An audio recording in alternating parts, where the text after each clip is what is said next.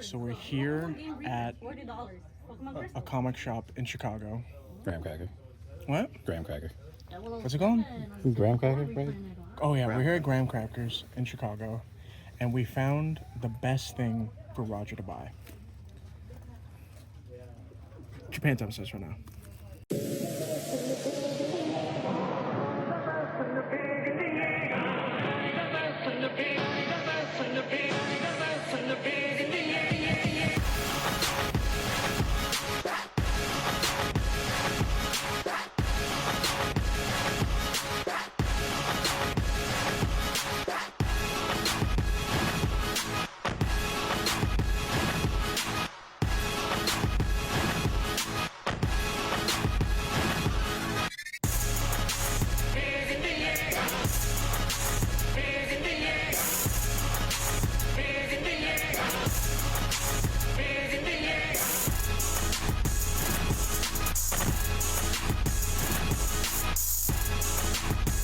Hey, Ricky, I have a question for you before we start today's episode of Japan Time.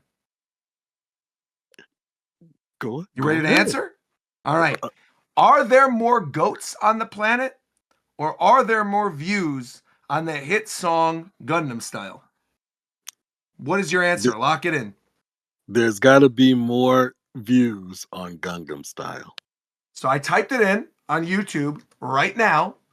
We're seeing on the official SONY channel, and it says that Gundam Style is at 5.9 billion views, and there are 1 billion goats on the planet. How crazy is that? Including you. That's right. Welcome, everybody, to today's episode of the Japan Time Podcast for Monday, July 6th, 2026. McDareth and I are fresh off of Evo. What's going on, McDareth? Doing well. It's been a while since we had an episode, almost a month. It was That's kind of right. crazy, but we're back. We've been busy. We've been doing a lot of stuff. Obviously, Shofu's doing a lot of stuff right now, too. He's busy playing Pokemon Champions. He's been on that grind, playing his favorite video game of all time. And I know Coast has been on that grind because he's on the front page of Twitch today. Let's go, Coast! Woo! I don't think I'm on the front page yet, but hey, Nintendo gamers! You're about to be on the front page, right? I'm not making that up.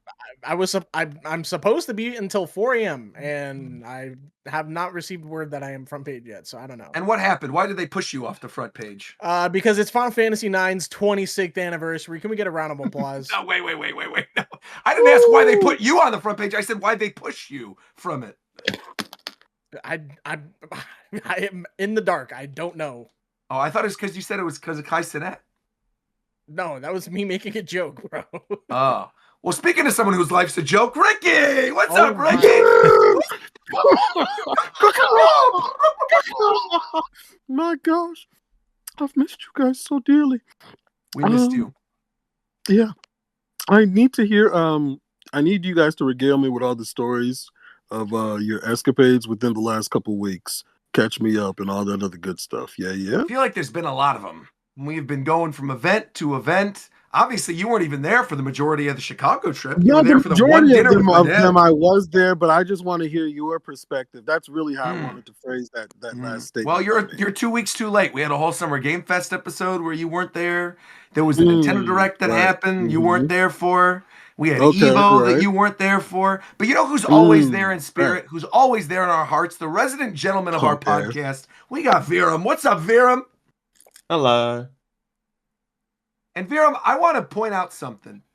You have been such a wonderful member of this podcast because not only did you play the Game Cub game, you played through Kirby 64, the Crystal Shards, on the YouTube channel, but you also watched the Anime Club show, didn't you? You watched Orb. No, he did not. No, I didn't.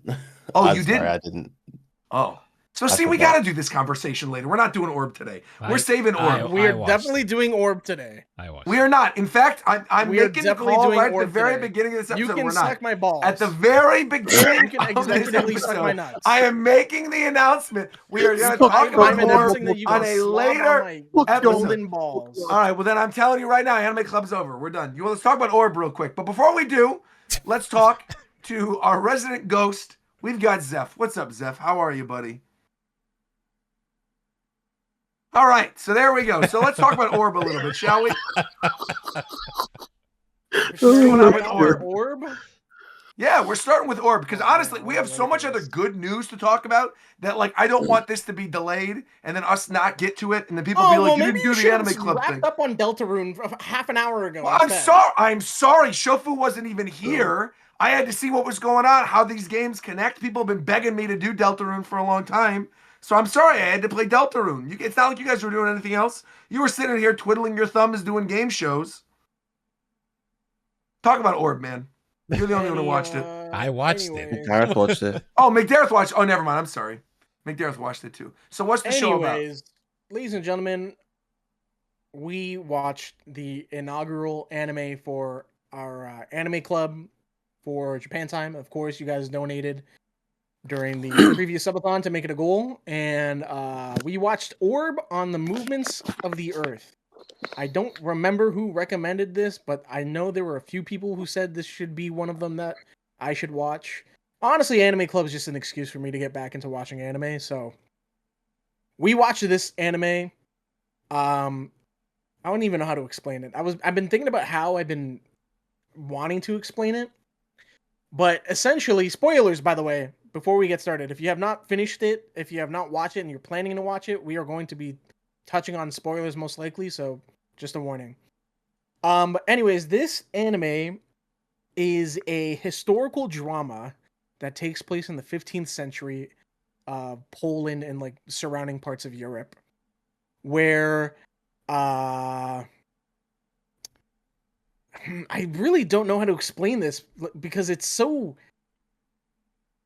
convoluted in a way. Essentially, you have the church and you have people who are not big fans of the church, right? And back in the 15th century, people believed that the earth was the center point of the universe, right? And so there's a small group of people who think, hey, that's actually not right. Actually, the sun is the center of the universe and everything revolves around the sun. And the church is like, wrong. We're going to execute you. And essentially, this whole anime becomes religion versus science. And I honestly have to talk about it like immediately by spoiling it, which is crazy. I don't know, McDade, what do you think? Oh, with that, I got a little more because the way I take it, well, like you said, it's historical drama, basically the time period. So this is a time period where the power of the Orthodox Church, which becomes the Catholic Church later, is so strong, and that the way they believe, because of the fall of Rome, they believe that everyone must, whatever the church says is what everyone must believe. If you're deviating from that, then they label you a heretic because you must be possessed by the devil or something like that to think differently. Is like, that's the time period it's in. So because people are kind of with this idea, and that the earth, what we know, but it's heliocentrism, but like what we know, that the sun is the center of the universe and everything revolves around it. Because people are coming with that idea, then the Catholic Orthodox Church takes that as you are defying God, so you must be a heretic. And to me, it's not even like, I mean, I am a Christian myself, but it's I mean, obviously there is church versus others is very core thing, but I think a lot of the themes is just inspiration. It's like inspiration and the belief that what you do matters, and it can carry forward to the next generation. This feels like the central theme around Orb is like, all the things these people are doing in the end, even if they don't get to the result that they want, it carries forward to the next person who can carry that torch forward. So like that, Okay, that was like you the jumped the biggest thing gun a to little me. bit, but I was trying to explain how the anime is kind of formatted. No, that is the format. I think that's part of the format. Okay, but the interesting part of the show, essentially, is it starts off by following this main character named Rafal, who is this young, what's the word? Scholar, who wants to study the cosmos. He wants to be an astronomer. And of course, that goes against the church's belief, and that would make him a heretic. Well, not But not just astronomy, but like the thing he's trying to study in astronomy. But yeah. Yeah, but I'm keeping it simple. But essentially, he's so overcome by this curiosity, right? That he's willing to become a heretic and put his life on the line to pursue this knowledge. And 3 episodes in, he dies. Oh, that's okay. Maybe I should have you jump muted at then. What the heck? I didn't know. All right. Yeah, that So the that, main that was I said I character was gonna- dies 3 episodes I in. said, I that said I was gonna was spoil it. that was the crazy part to me because everything you see about this show shows him. Yeah. 3 episodes And in, he it's dies like, in 3 episodes? He dies in Yeah. 3 episodes, and I was like, well, okay, I guess that's the end of the anime. Then the next There's episode 22 more starts, and episodes. you're introduced to this new character. And I'm like, what the hell is going on? And it starts what's the time jump here after 10 Rafal years. dies? It's 10 years. 10 years pass, right? Okay. And this new guy shows up. And he's a little lost in life. He's a wanderer. He doesn't know what he wants to do, but he knows that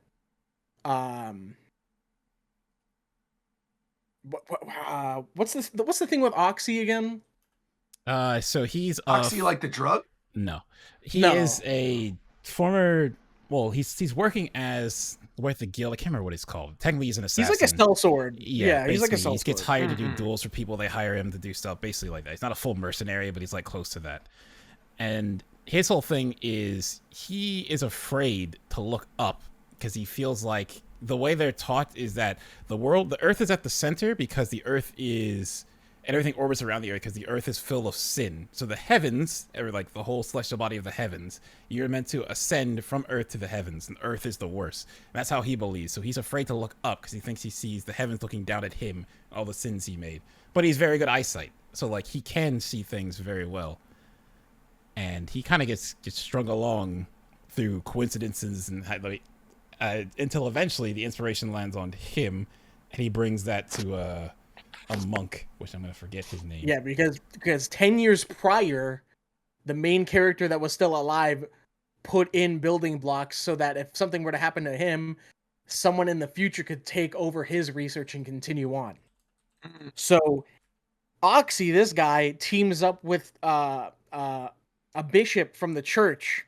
No, he's a monk. I Who's- just can't remember. Or, It was starts he a with- monk or a bishop? Baldeni. Yeah, he was a monk. Baldeni. Yeah. Okay, well, anyways, yeah, but then he's a monk, and he's aligned with the church. So if he were to be involved with this, obviously it would be bad. But again, the pursuit of knowledge, the taboo that clouds the heliocentric model, so to say, is waning in comparison to their conviction to uncover the truth of the world. Yeah. So they go on this journey and they start researching. They recruit this young girl named Yolenta, who is she works as like a hand to some other scholars that are a part of the church as well. But Well, everything is part of She- the What church. materialistic things? Knowledge. literally, this anime is literally knowledge. But a couple episodes later, they get executed. So you're like, what the fuck, man? What Yeah. happens now? Oh, they last. time skip. They last for a while, actually. To a point, it's like, oh, we're just gonna stick with them. No. Yeah. Is the show over? There's like No. multiple parts then, if that's No, the it's case. not. No, So we're you think, doing. We're okay, talking the about the show's Orb over anime here. show. Yeah, yeah. Also, You think, welcome, oh, Tito. man. Welcome. Because the show's over here, right? New character. And Yeah. essentially, the show does this multiple times. Mhm. And like, I'll avoid talking more about it, like how, like the sequence of events. But the show does this a lot. And what I really love about the show, I absolutely love this show. This show is a 5 out of 5 for me. This show was the perfect recommendation for me for getting back into anime. I think this was something I absolutely needed to watch right now. With where I am in life and the things that are happening to me now, especially after that episode 23 for people who have watched it. The dialogue in the show is so well written and thought-provoking, and I absolutely love that. Was it dubbed or subbed when you watched it? It's only in Japanese. Yeah, I watched Okay, cool. Yeah. What was I saying? It came But at it's the thought perfect time. provoking, and you needed You're this right. in your life right now.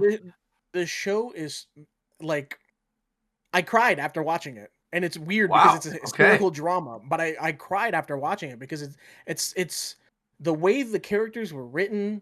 It compelled to me so much.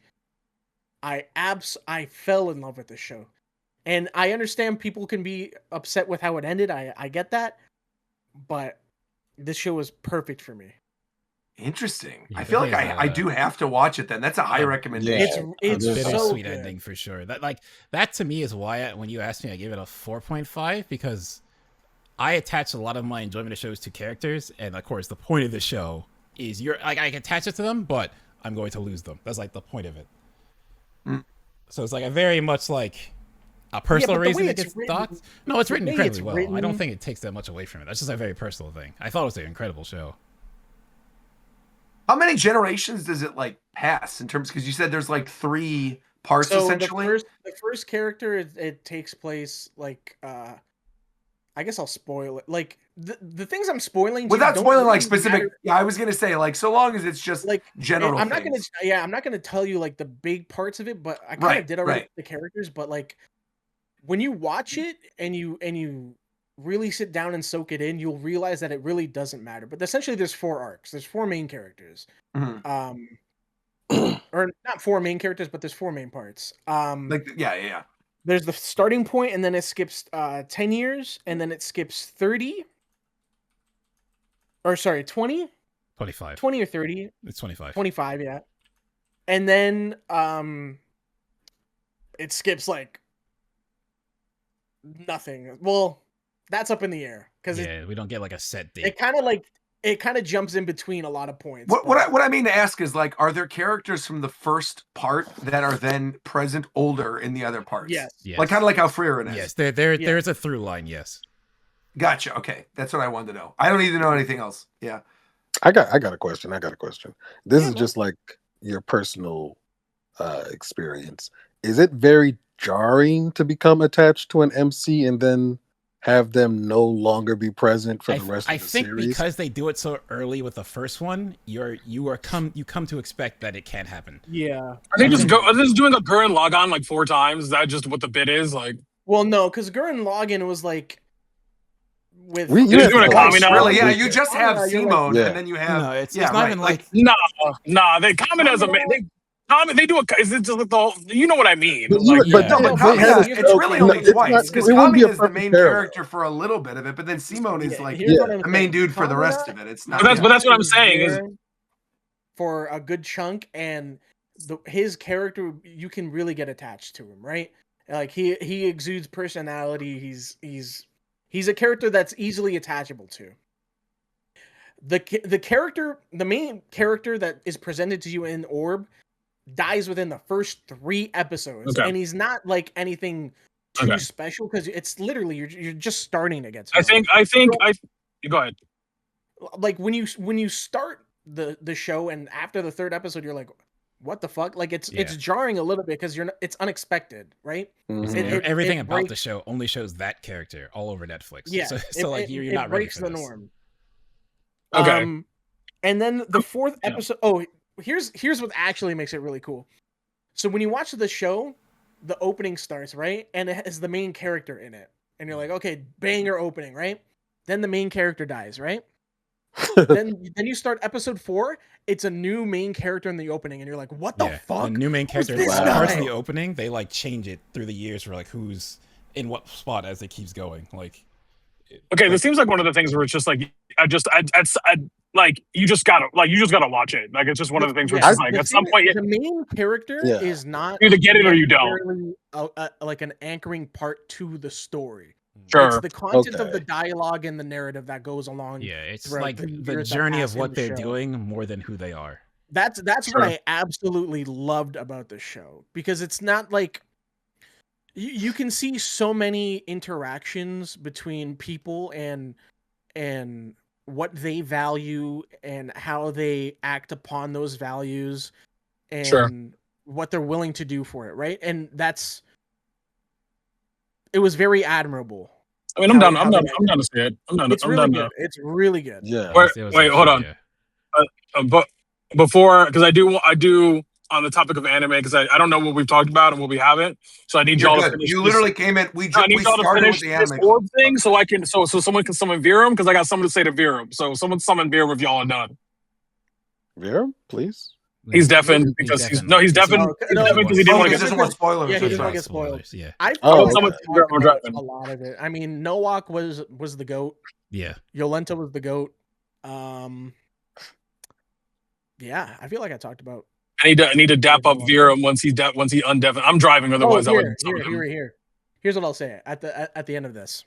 Mm-hmm. So we watched Orb. The next anime we will be watching for Anime Club. You guys think this is a democracy? Hell no. This is a ploy for me to watch. You could just tell me. I'm actually better with you just telling me than voting. Because they already voted on the game. Wait, no. I thought we were doing suggestions. I had one. Hell no. The next show we are watching for Anime Club, which we will be talking about during the next show, because it is much shorter. Give it some time. give it some time. No, it is the next show because it is much, much shorter. How many episodes? What is it? We will be watching Pluto. Oh my gosh! How many? No, you've seen Pluto. I was gonna tell y'all to watch Smoking Behind. I didn't finish Pluto. Oh, okay. Pluto. Roger, you seen this yet? No. What are you gonna say, Pluto? No, not Pluto. Not Pluto. I'm talking Smoking Behind the Supermarket. I'm gonna tell you right now, I'm not watching Pluto. Okay, I don't care. I'll watch Orb though. You watch Pluto? It's only because I typed in Pluto anime, and the first thing that came up is a character with the most disgusting hair I've ever seen in my life. I knew it'd be about the fucking bangs. It's disgusting. Bro. It's always bro. about. It's I can't do it. It's so gross. Said, I'll watch Orb, even though he was supposed to watch it a month ago. Yeah. But I will. I am actually gonna watch Orb. I haven't. I'm gonna watch it later. I you haven't had a could chance have to told me do on it. Orb. Yeah, my brother, totally, you here? I'm here, brother. What's up? Hey, my fellow Iruma-kun reader, bro. That me up. We really eating out here in these streets. We fucking feasting, bro. We fucking feasting. This shit going crazy, bro. Iruma-kun Ultimate Demon School, the best manga going out right now. I tell you what, oh God, it is. You're making it up. You're making that up. I'm not. What is Iruma-kun? Here's the thing, Ricky. Where do you read it? Yeah, man. Okay. You don't want to. You don't. No, but trying to get him. Okay, trying to get him incarcerated. I'm not trying to get him incarcerated. I'm just asking, man. like, where do you read it in terms of if you're like new into it and you want to read it for yourself? Honestly, if you want to read it for yourself, I got you. I got you, Roger. But that's the correct answer. I don't know if it's on Viz. I actually don't know. So I guess I'm self-reporting there. But it's very good. It's very good. All right. Well, let's hope. But just that shit. We really doing some shit now. Oh no, like, it's on Kodansha. It's literally on Kodansha. Yeah, okay, yeah. Yeah, you're chill. I don't know what the equivalent in another. Actually, yes, I do. It feels like like in the original run of Naruto when they're confronted with, when Naruto is confronted with actually the spirit of the Nine-Tailed Fox, and like it's still being a part of him, and how like nothing really changes, but everything changes. You know what I mean? Like it's that part of like, oh, okay, like the fact that like this information that multiple characters have been aware of, now everyone is aware of. Sure. And now they're wrestling with this information. That's where we're at with Iruma-kun. Like that sounds pretty good, actually. There's been a big moment of particular character tension, shall we say? Yes. That has been like steadily brewing in the background, and it's finally hit its tipping point. Well, it's in the premise. It's in the premise. Yeah. So I don't even mind. So he's in hell. He's a human. No one knows he's a fucking human except like basically all the important people, like his grandfather who's like a king, like the guy one of the who got him into hell in the guy first place. Yeah. Only the important people, like the people who are incredibly powerful, who are like don't want to fuck with like his grandfather, know that he's a human. But most importantly, his friends don't know. And so like that piece of tension has been floating around because now some idiot, some fucking cop is trying to press up on my mans. So, and we don't fuck with the cops. Even in anime, we don't fuck with the cops. So I've got to see the details of this manga because that almost sounds like the opposite of Naruto if he's just immortal. Is that he's not like what immortal. is the He's not. Everyone else is a demon. He's a regular ass human. guy. what's the what He is a human there's being there's in like a an demon implication world. there that I'm not understanding. He is a human being in a demon world where in like demons eat humans. Oh, okay, that's that's relevant. But that's like implied, Ricky. Like demons don't fuck with humans. That's What, a concept. in what media have you met where demons are like, yo, humans? That's whatever, bro. Like that's Oh, I've never read media where demons eat humans, though. Demon Slayer. Yeah. They don't eat humans. yeah, Yes, they do. yeah, they do. No, they What? don't. They like turn them into demons by biting No, them, but they there's don't eat them. Some do that. Most of them they consume humans. Yes, Do that's they? like the point. Yeah. That's Yes. like the whole bit. That's like the whole bit. Oh. I mean, that shit sucks. So I can understand why you didn't remember that. That shit sucks. But you know what Episode doesn't 21 suck. was crazy, though. But you know what doesn't suck, Rogers Base? What the fuck? Marvel Tokon. Fighting games are really up right No. now. Have we talked about it? Can we please? Hold on, calm down, Tito. He's What? got to do that. No. He's got to do the No, we segment. just started, by the way. We have not So started. we There's literally no aren't way- even. There's no We're way not you even just into close. started. No, you've It just. is No. 10 There o'clock. Yeah, We we did. just So started. hold on. What I was going to say before we go on from the anime stuff, We're doing the most. like I said, this is a long, meaty show. There's a lot of news to go Yeah. over. A lot has happened. It is a voluptuous show today. So just All like right, sit you're back doing and a lot. relax. You're All right. doing a lot. Now here, what I'm gonna say is that obviously Anime Expo also just happened this past weekend. You guys were just talking about anime between Aruma-kun and Orb and all this other stuff. I was actually curious, was there anything announced during Anime Expo week that you guys are excited for? Like any of the shows, any announcements, anything that like stood out to you? You're like, oh, I want to get into this. The only thing that was cool to me is that Mappa is doing the animations for Persona 4 remake. That's pretty sick. Yeah, that is really cool. That's Yeah. really dope. It's really only extra things they've shown for things that were already announced, like the Ghost in the Shell. I know you're excited the for. new Ghost in the Shell. That Looks first good, episode yep. aired today. If you want to go watch it, actually, Yep. don't go watch it because it will be an anime for a future anime club. So if you want to hold off on watching it, then yeah. I'm probably going to watch that like weekly. Yeah, because I think the 1st few come out. excited Yeah. to watch that. And then Edge Runner season 2. Oh, that's right. Edge Runner season 2 did just come out. I forgot about that. There's also, as of today, I believe, the new fighting game anime. The like ladies don't play fighting games one, where it's like the Evo that's fun, yeah. competitors in Evo Japan. That just came out today too. Oh, cool.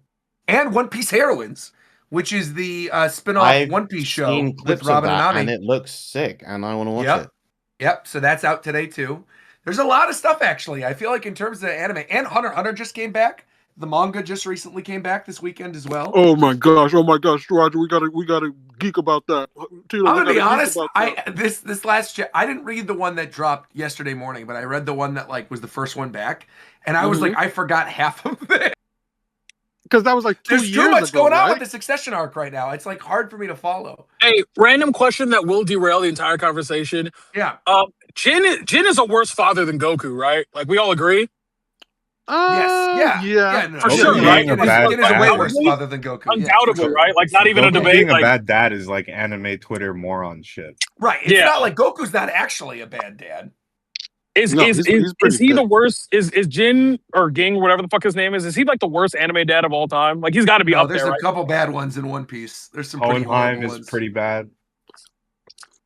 Ging got to be like first ballot Hall of Fame though, right? Like he's up there for sure. Like He's top I mean, he's three. definitely up there. He's Actually, definitely he's up not there. an Alchemist Yeah. has Yeah, all I'm about to kinds say of from bad an dads. Alchemist. Yeah. Yeah. oh yeah, the Because- dog. Yeah, that counts. Well, yeah, Yeah, that they're- counts. in they're my mind, I'm fathers, thinking, Also, their dad too. The main dad. In Yeah, Full yeah. There's Metal. some the main It's dad. awful, yeah. Main dad sucks too. Yeah, no, y'all, but I think Ging up there. He got to be top 5. He's definitely up there though. 100%. He's top 5, right? Ging Okay. is like Yeah, he's like easily. the worst well-meaning dad, where it's like Yeah.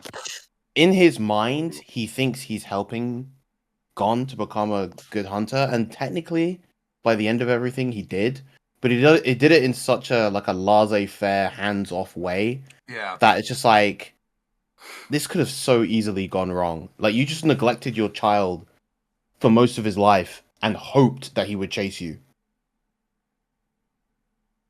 He is a jerk. At the end of the day, Gin is a jerk. I wouldn't say he's the absolute worst of the worst, but he's definitely not. Oh. Yeah. Sometimes it requires another top 10. Yeah, we could do that. It- Worst top anime 10 fathers. worst That would anime actually be fathers. good. Worst anime dads is a good top 10. Okay, Actually. that's Yeah. the next. That is a top 10 really we're good gonna one. confirm. I like that. Smart. No, but the other thing I want to bring up, because I feel like I have to talk about this, and I haven't really had like an outlet to rant about it, and at least I Yeah. know some of you will understand. So I also wanted to take the opportunity to talk about something big happened in the world of One Piece since the last episode of Japan Time as well, related to the anime, not the manga. We're not talking about the manga. I'm not going to spoil anything, but the anime. You guys know how they announced that they are doing the One Piece, which is like the new Yes. One Piece Kai type thing. Yeah, I know. Right. I know where you're going with this. You know where I'm going with this. So Yeah. when they made that announcement, essentially Studio Wit was like, what we want to do is do the definitive version of One Piece, where it's going to be a condensed version of the show that people can watch. It's going to be great. It's going to be like a brand new take on it, but we're going to like stick close to Oda's artwork. It's going to be great. The voice for Luffy said, I do not want to do this show. She was like, I'm looking forward to what a new cast is going to have, like in terms of their take on One Piece. I'm so excited to see what they're going to do with it. This is going to be great. Like, looking forward to it. Essentially, while we were at Evo, news came out that Tanaka-san's actually coming back as Luffy, that they brought her back as Luffy. She's, mind you, like mid-70s. She's coming back as Luffy, while also simultaneously doing the dub for the live action One Piece, while also still being the dub actor for the main series of the anime. This is the worst news that could have possibly happened about this show, because they have since then clarified that the One Piece, each season when they first announced this was going to be a thing, was going to be a story saga, meaning like all of East Blue was going to be one season, all of Alabasta, all of Skypiea. We now know that the first season of the One Piece is only going up until Baratie, meaning we're not even getting to Arlong Park in this first season. These are going to be one season per year anime, which means by the time we get to Marineford, God willing, right? Tanaka-san will be in her mid-80s by the time we get there. Meaning there is no chance in a million years she makes it to the end of the One Piece. And they are most likely not planning for this to actually be what they wanted it to be as the condensed version of One Piece. Super lame. Absolutely hate it. And again, Tanaka did not want to be Luffy. She actively did not want to be Luffy. So one of two things. They obviously paid her an absolute truckload of money that would be like impossible to turn away, right? Mm-hmm. Or they're contractually forcing her to still be Luffy. Which either way kind of sucks. It's definitely the second one. Yeah, And- with how anime it works and how cheap they are, it's definitely you're forced to do this. And what super duper sucks is some people already know this if you're like familiar with the One Piece anime, but Frankie's voice actor recently had to retire during the Egghead Island arc because he's sick and he's older and he can't be Frankie anymore. We are facing now a situation where that could potentially happen with Luffy, and we're burning out the Luffy actor now because she is still going to be Luffy in the main show and the live action while also filming the One Piece.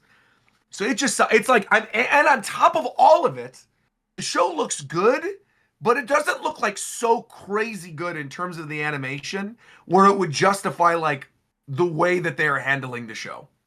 And considering they also recently went seasonal with the main anime, where now like Elbaf has also been seasonal, but Elbaf does not look significantly better than how the anime looked in Egghead when it was weekly.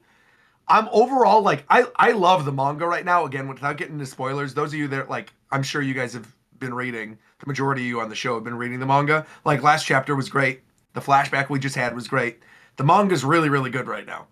But I feel like in terms of the anime, I have never been like more sick of the anime than I am right now. I'm just like, I'm actually like really genuinely upset about the situation the anime is in.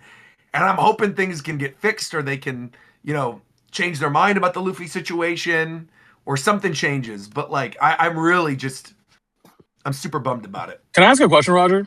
Yeah. Is Tanaka Yeah. the long like are there other Goku, no. instances? Yeah, Goku. there is. Yeah, Yeah. Goku's voice actor. She's Yeah. also in her mid 80s, I believe, about to be 90. But the difference there is that Dragon Ball is done. Like anything they do from here on out is just like extra fun stuff. So if they need to recast her at some point, that's fine. For now. This is like the canon material of One Piece, like the main story of One Piece. Right, And right, like right. if they burn her out in the next 5 years, which is minimum how long we got left, right? That's Right. minimum is we got like 5 years left. Even being in the final saga right now, at the pace that Right. Elbaf's going with the breaks, we've got at least 2 years of Elbaf in the anime. And even if Oda rushes this final war arc into like 3 years, again, it's going to take us to 5 years. So it's just So she's rough, not, man. so she's not like, so there are other documented instances of like a long running, like, because I know in Japan There the way is, they do voice yeah. actors is like usually you are just the voice actor for that character for as long as that character exists, unlike in America where they recast people all the fucking time. No, Like- Nozawa is still Goku and is probably going to be Goku She's been until Goku she since, passes away. like Right. Dragon Ball, right? Right. Yeah, no, Yeah. no, it's just, yeah, she's literally been, yeah. So I was just curious if like that is the standard and my understanding is correct.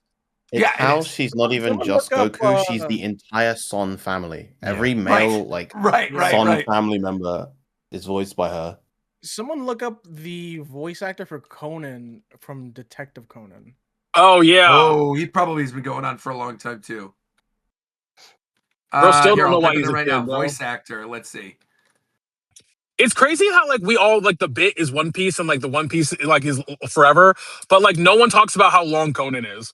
No, Conan's Like- yeah, it's Conan's hands down one of the 100%. longest. Like it's crazy how like the jokes that people make about One Piece are actually just real life about Detective Conan. Like it's just like that shit's never ending. That shit is never ending. He's a kid forever. There is a Yeah. show that's in So Japan that's she been has on been longer. the voice What actor is like the since longest running anime? 1996. She's Is it been voicing Ninjago? Conan. No. Longest running anime Japan. I'm writing this in. Is it Ninjalo? Because we remember. Pretty sure it's- we all It's here. No, it's not Ninjala. It's not Ninjala. No, it is. It's or no, it's Sazai. This is Crayon what it is. Shinchan. No, it's not. It's Sazai-san is what it is. Undisputed longest running Japanese anime is Sazai-san, premiering in 1969. It holds the Guinness World Record for the longest running animated television series with 2,839? Yes, with That's so 2,800 traditional episodes comprising of Yo, Ricky, how was the 7,500 premiere? different segments. Yeah. You said what And to me debuted in just now? 1969. Yeah. Yeah, Wow. that's like the year after Shofu was born. That's crazy. Right. Also, I looked it up. The voice actor for Conan, Minami Takayama, is only 62. So she could go for another 30 years. But She's has doing she it been since voicing? 1996, which is what's crazy. Has she been voicing? Yes. She's been voicing Conan the whole time. Yeah. Since 1996. Yeah. Okay. Sure. Yeah, 1996 ongoing. Detective Conan. Yeah. Yeah, she's been Sure. voicing him. That is wild, though. Yeah, I don't know. I really wanted to bring up the One Piece thing because I am actually super bummed about it. Would you rather that they just recast the Luffy Yes. for the One Piece Yes. so that I think she this did is Because she the said time it. if you're going She to, straight up was it's a like, good "This time is the to opportunity to recast do it. Yeah. You're doing like a full new version. There's going to be a new dub cast." She's like, "Why would you not cast?" She literally, when this got announced, she was like, "I am so excited to see the new voice actor. I'm looking forward to see like what the new generation is going to do with it because again, it's going to be ongoing with the main anime." And now that we know that it's like, say it goes 8 seasons. Say the One Piece lasts 8 seasons. That takes us to the end of Skypiea.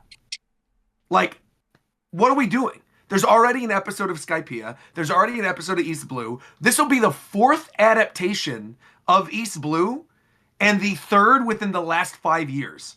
Like, what are they doing?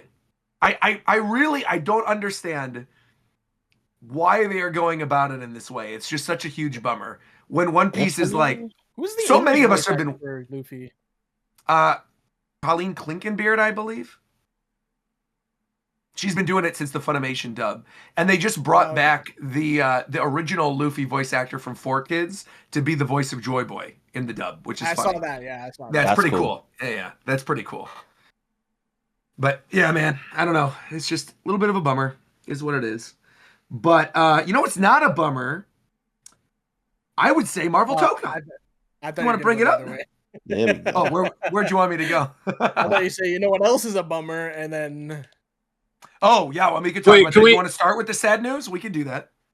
it's up to Tito if he damn. wants to talk Because about we got the I would Xbox layoffs and the PlayStation news. I would There's like two to. big I would like stories. to talk about Tokon a little bit more in detail. But if we want to lead with good news, we can talk about Avatar and then go into bad shit and then like intertwine the The bad thing shit. is, there's a lot. Like I a mean, roller you know what we'll coaster do? Here's of what we're gonna grinding, do. Let's bouncing on go. it. Let's go from one event, Anime Expo, to another event, which was Evo. Because McDareth and I were at Evo. There was a lot of stuff at Evo that we could talk about.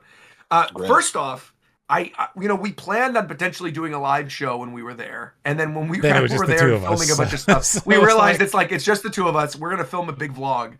So there's actually quite a bit of footage. Yeah. But then the footage of us playing Kenshiro got lost. So we were like, well, somehow we didn't end up recording that, so the SD card was empty. But we have off the screen footage, so we can give you that. and we have a lot of other footage. We got footage of us playing Tokon. There's a bunch of stuff around the show Well, no, floor. we didn't have footage of Tokon. We did play Tokon. We had footage of 2X. Oh, we don't have footage of Tokon? No. So there's no Oh. proof to. There's no you proof film to at show all? that you No? actually Yeah, went we to bro, filmed I a lot, filmed though. a I know lot. we filmed Did you a lot. guys actually go to Evo? I don't Yeah, even we filmed a believe lot you of guys. stuff because we did stuff from the show floor. I did the One Piece thing from James's booth. We went to Spiff's booth and did a whole bit. We Checked did a out whole the new interview stuff they had over segment. there. Yeah, We did a checked out bunch. the stuff over there. I mean, like we did a lot of stuff at Evo. So I think at the very least, you guys will still get a pretty sizable vlog from us. It's probably even with- less edits than a usual vlog, since it's like a Yeah, very yeah. focused amount of things that we did, which there will be a vlog. Yes. Yeah, I think each segment that we did was like 4 or 5 minutes each. And they're pretty much going to be like unedited, which is going to be nice. So you'll kind of get like a good glimpse of what Evo is like. What I will say real quick before we get into like reveals, we were present at finals day. We watched all of Street Fighter and 2XKO. I actually left early. I had to leave early on the Street Fighter day because I had a dinner thing to go to. And we didn't watch Tekken because you know, who cares? But we watched. Okay, it's not like that. Hey, No, but Roger Tekken doesn't give a finals fuck was about fire. No, yeah. Roger doesn't give a fuck about I definitely would have watched I don't Tekken, care about but we were Tekken. just running I around. would have doing cared about stuff, so Tekken okay. if Tifa was in it, but Tifa's now in Street Fighter, so now I don't care about Tekken at all. And no, majority did not play the new Rivals character, but Yeah. we'll play I against will it. say, I will say though, 2XKO was actually a genuinely good finals. That was Yeah. legitimately fun to watch. I was very surprised. I will actually say, because like I have not kept up with 2XKO that much, but you know, current circumstances, like okay, I'll pay attention more now because there's a reason. but Yeah, but I haven't keeping right. up as much. But that finals, like, it was actually it was both good and was you awesome, could tell yeah. the crowd was in it. Like was interested in what was going on, because I was worried when I saw how many Teemos they were, and every single Teemo game Right, goes right. to timeout, because I was getting right. flashbacks to Pokken at Evo where it was like, oh goodness, because that could just kill your game, but the crowd was still in it even with that going on. So I think that's a good sign. Yeah, I was hyped. It was a lot of fun. And that Sonic Fox match at the very end with Hikari was good, but that entire like losers run where Hikari was coming back and doing like 3-0s against everybody, ran through and he almost everyone. lost in that first, what was it, losers quarters or something Yeah, it against was one of the first matches. Teemo Yeah. player. Yeah. And That he, was like, crazy. just, Hikari is so insane. Like, Yeah. He was, that kid literally is unstoppable. mad. It was unbelievable to watch. Because he I feel like, so people may not realize this just because of like how like Dragon Ball kind of fell out of the public eye to a lot of people. He became like the undisputed like king of Dragon Ball Fighters during Yeah. like the latter half of that game. He just won everything. He became the final world champion for that game, or I don't know if it's the final, but definitely the most recent one. And now he's He's just kind of definitely- it was bringing all definitely that the final. skill. Yeah, and now he's bringing all that skill into 2XKO, and it's really translating very well. And I he's liked pretty it. I young think as well. He's extremely young. I think he's like 19 or something. Yeah. Yeah, it's, well, it's crazy to watch too the duos, like watching the Mm. twins and then watching Sonic Fox and Sonic Fox Inzam. Inzam, yeah. Yeah, versus like the single players, I think was actually quite a bit of fun. Even like the little drama they did beforehand, where like Hikari would stand up super tall and just kind of stare him down. Mhm. It was cool. Yeah, it was a fun event. And Street Fighter was super hyped too when we were watching Street Street Fighter Fighter as is well. very I had to bounce out, I think, during semis, but even the losers was fun to watch.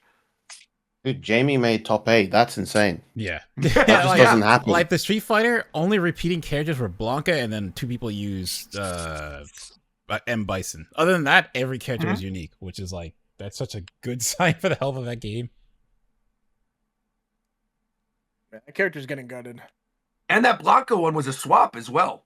Remember, because like he was playing M Bison at first, and then he swapped after. Well, I mean, the other but guy was playing Blanca. He's like, I'm his going to main, embarrass his you. his main is Blanca, but I feel like he just doesn't really like the Dittos. He's like, okay, I'll just use M Bison. He's better versus Blanca. Then it's like he's not as good at M Bison as he is with Blanca. So it's like, okay, I'll just do the Ditto. Yeah. No, but that was fire. But yeah, we can talk about some of the announcements. You want to start actually with Avatar, or actually, if you want to start with Rivals, because we're probably not going to talk about Rivals that much. Yeah, Rivals Aether was. I mean, that was a fun. I can talk about the finals for that. Plup. There you go. Again, it just Yeah, doesn't. I enjoyed hasn't that. Yeah, like Plup hasn't entered a Rivals event since last Evo. Shows up to Evo, does not drop a single set. it wins. You know, It's crazy. you want to know what else is crazy? So Plop has entered 3 Rivals tournaments. I think it's like Genesis and both Evos. He has dropped a grand Genesis, total. Evo 2025 and Evo 26. Oh. Yeah, 0. he's dropped a grand total of 0 sets. He is Yeah. 28-0 across 3 tournaments. It's crazy, and it's like it's not. Guy's a because fucking nut. Yeah, it's Yeah. not like because the Rivals community is bad. No, these people are demons. He is just that good.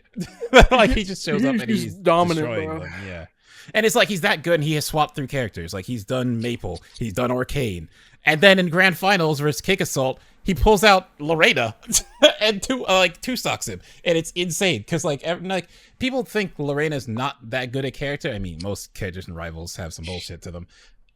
But like to 2-stock what is the best player Rivals before him is like insane with that character on his best character. Like it was nuts. Also he has his main account and 3 alt accounts, and so 4 of his accounts are in the top 10 on the ranked leaderboard in the game. Yeah, That's so crazy. He is grinding to be as good as he is. Like it's nuts. How frequently does he stream his grinding? I don't even know. I mean, I know he streamed because Plup Club is like the name for his stream viewers, but like I don't know how often he's like streaming himself just playing the game like that.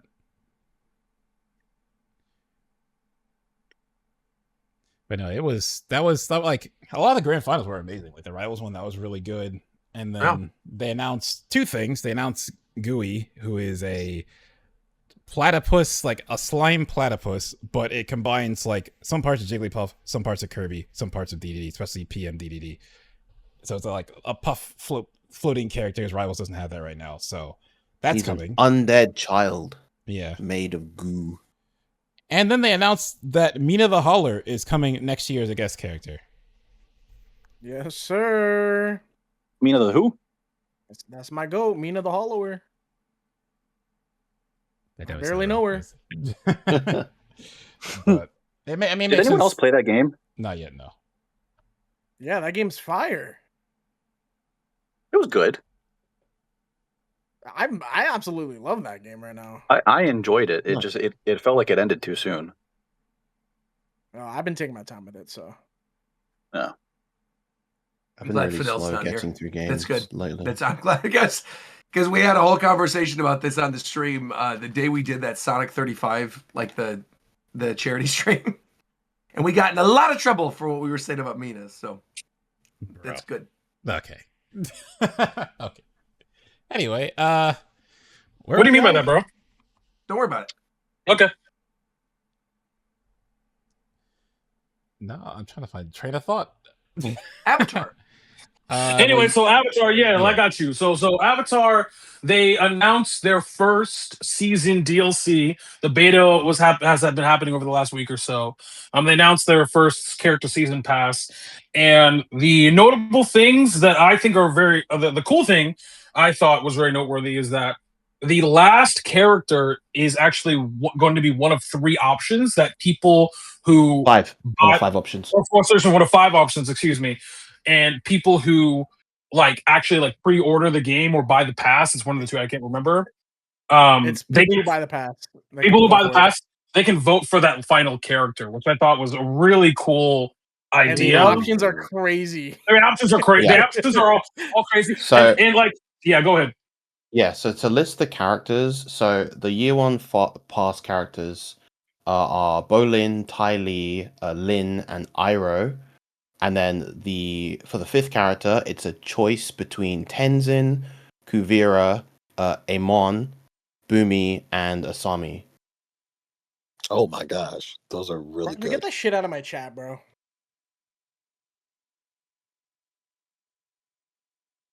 What did Roger say? I don't even want to know. You don't even want to know. I don't even want to know. But yeah, so like I'm very excited. The funny part, I mean, the character pass is a cool thing. I think that at least for me, the thing that Avatar related that I really want to talk about is all the gameplay that's been coming out. Bro, some of these characters are Insane. cracked. Katara seems insane, bro. Bro, Katara seems Toph, cracked. Azula. Toph has this bug where she can insta-kill herself and or somebody else if she's on top of her pillar, and it's really funny.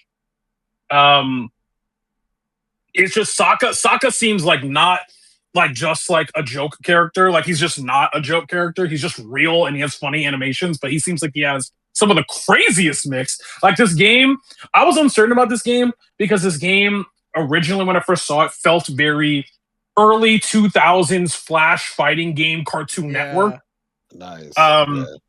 And to be real, it kind of still does. It kind of still does. Still a little, yeah. It still does, but I think the gameplay, it's very fitting.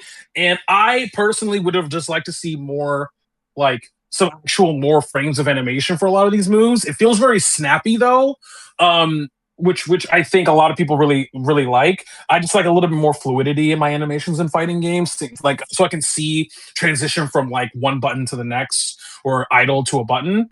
Doesn't that add more frames though? Yeah, but if the whole game is like designed that way, then it's like you don't like it's a non-factor, right? It doesn't matter, right? Like that's it more that more comes down to a visual aesthetic. Like that's why I think games like obviously Marvel 2 in terms of like pixel is probably the standard, right? And then you have things like Marvel 3 and you have other fighting games, even Street Fighter, like they just chose an artistic style that I personally am like cool on.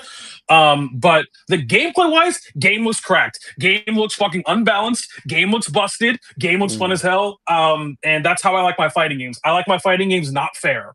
Yeah. So you know what I think is like particularly genius about Sokka, as you mentioned before, like he animates goofy, but like no, he's real, dude. That's a real character. There's a lot of but that's how he is in the show. Like he's both the like comic relief of the show. He both adds that kind of light-hearted goofiness to a lot of scenes, but he's also the team's heart and brain. Like he's their strategist. He's like them, not mechanic, but he's like their engineer. Yeah. Like he does. Usopp, man. Yeah, except not. No, he's their Usopp. He's literally their Usopp. He is. Yeah, he's 100% the Usopp. He's not as like. I feel like even One Piece undermines Usopp at times in a way that they don't that do makes that. it so you don't feel like I get that. That's like my gripe with One Piece is like Usopp as a character he just doesn't get to do anything besides be the joke at this point, and we're so far along. He'll get there. Don't worry. One day. I think just there's clearly been a lot of care. Like it has that kind of crazy like Kusoge-esque speed to it, but I think there's been a lot of care in terms of how they've designed the characters and the attention they've put into them to make them feel like they're parallels to the characters in the show. And that aspect of it definitely has me excited for the game. I mean, the game is a blast to watch, which I think is a huge thing that matters, especially in modern fighting games. And it's cheap to buy. And it's cheap to buy. How much is it? It's like $40 or something? It's $30 for the base game. Wow. Let's talk about that. That's pretty good. Fantastic. Yeah. I think some of the first characters that they're going to add, like Ty Lee, I'm excited about. Having like acrobatics and having a non-bender, I think that'll be cool. Iroh is like the one that I'm just thrilled. I gotta see is there because he makes the most sense. I don't know, them putting Bolin on there when there's like some really good ones in the voting thing makes me go like, man. Like the reason they put Bolin there is obviously the lava bending thing is cool. Like I'm sure they're gonna do something with that. But he's the first lava bender, or not the first, but like he's the one that people associate with lava bending. Yeah, right. So I'm sure that's why they did it. Yeah.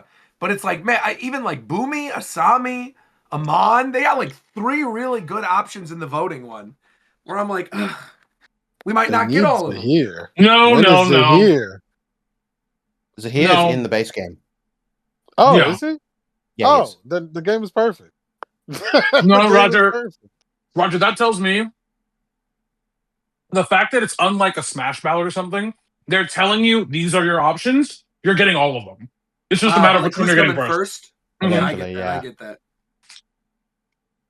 Like whoever doesn't get voted in, that's your past season 2. You know what I mean?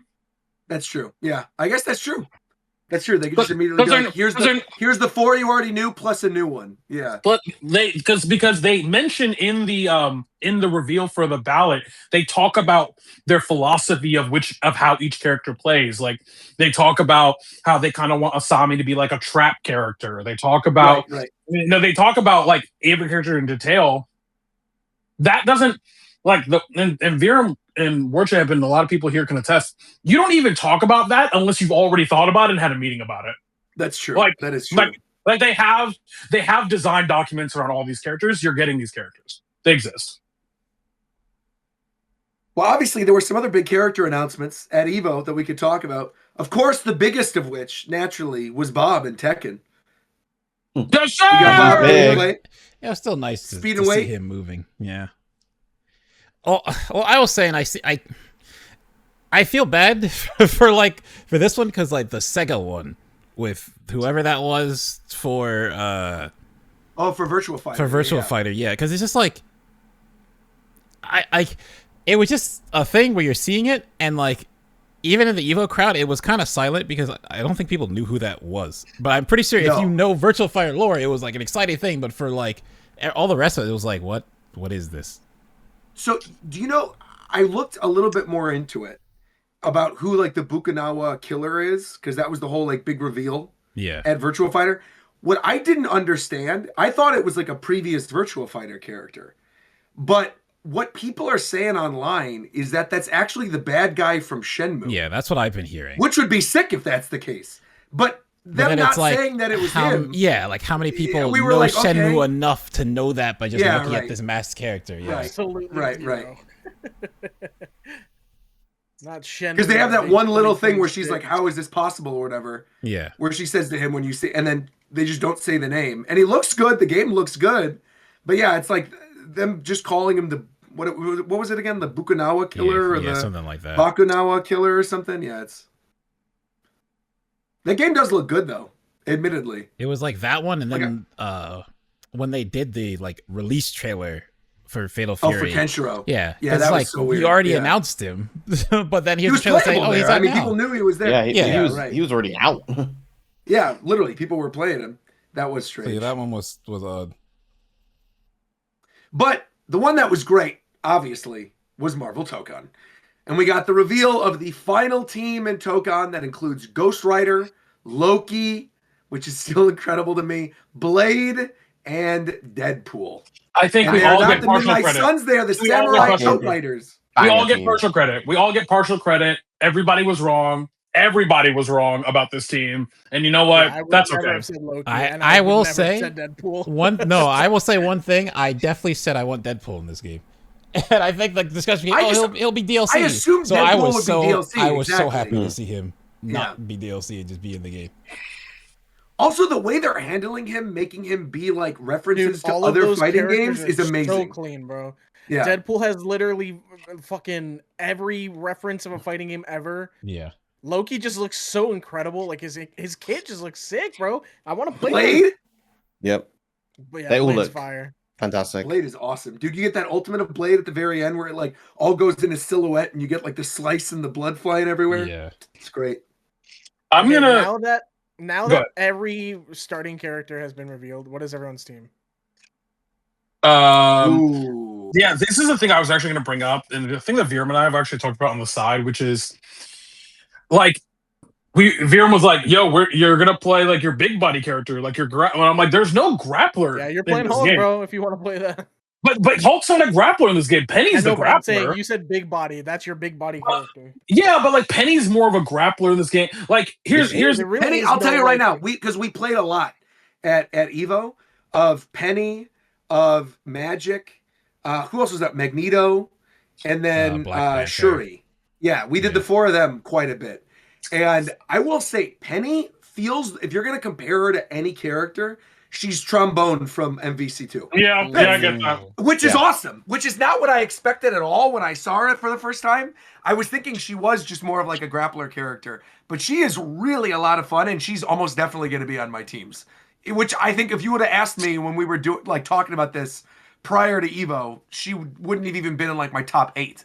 But now she's like a lock for my teams. What I was in response to kind of what Coast was saying, Roger, and you kind of proved the point I was going to make, which is, I think the best design of the more I've seen this roster and the more gameplay I've seen. I don't know if anyone else saw like a bunch of like pro Marvel players or like really high level Marvel players. Like I think I saw. I watched J1. Yeah. Like guys play, like they all play like an exhibition tournament. Yeah, that was a mini exhibition tournament that happened on like the Friday.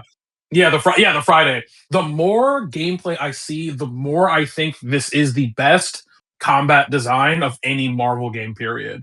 Like, which is a crazy thing to say, but every single character, like I can guarantee the teams that we all are gonna say are not the teams we're gonna end up playing. And I think that's a testament to how diverse and how well these characters are animated, how their game plan, even like fucking Blade and like Deadpool, who are both on the surface gun and sword characters. Yeah, that's why Blade was not in Marvel vs. Capcom, because they had Deadpool and Dante. Didn't they say that? Yeah. They literally said that. We already have guns with sword. No, but they don't at all play this. Like Arxis fucking snapped here, and I think we need to remember that, like, bro, if you really think about it, a lot of these Dragon Ball FighterZ characters should have played the exact same. Like they really should have. Because they all do a lot of the same shit, but like they don't at all. Vegeta doesn't play anything like Goku. Doesn't play like Trunks. Doesn't play like Gohan. Like these guys even the other Gokus don't play like the other Gokus. Exactly. They pulled directly from the things that version of Goku did to make it like that version. Yeah, this game's gonna be fire, bro. I'm super excited. One more month, bro. One more month. It's crazy. It's so soon. I know for me, I'm definitely playing Magic. Everyone else and I mean, I want Deadpool on the team, and I probably will want Miss Marvel, but I know from playing her finally, I want to play Magic. I'm definitely going to have Penny just based on playing with her at Evo.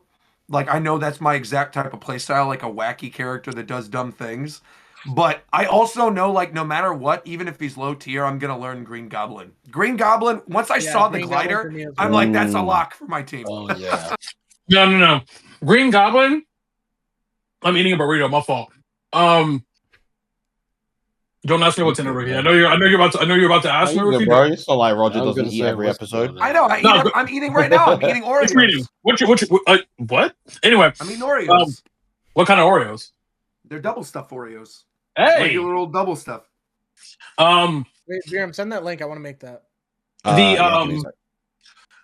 What the fuck was I just saying? You were saying you were eating your burrito. What's in your burrito? Green Goblin. No. Green Goblin. Go, great. Thank you. Green Goblin, Roger, is a lab monster character. That is a lab demon character. That's like, totally fine with me. No. What I'm saying, Roger, is that those characters usually are only bad the first 6 months. Like those characters are always busted when all of the lab rats find out all the setups, and then all the actual good pro tournament players just copy paste it. Like, and then you just be like, "Oh, okay, this is the best setup because this lab rat." How you play, right? Like those characters are always fucking like that guy seems sick. I'm probably I kind of already hard committed to Ghost Rider. Carnage is up there as well for me. Here's the thing: I like top tier. Iron Man assists all look busted. Every single one of his assists look OD. So I'll probably play Iron Man.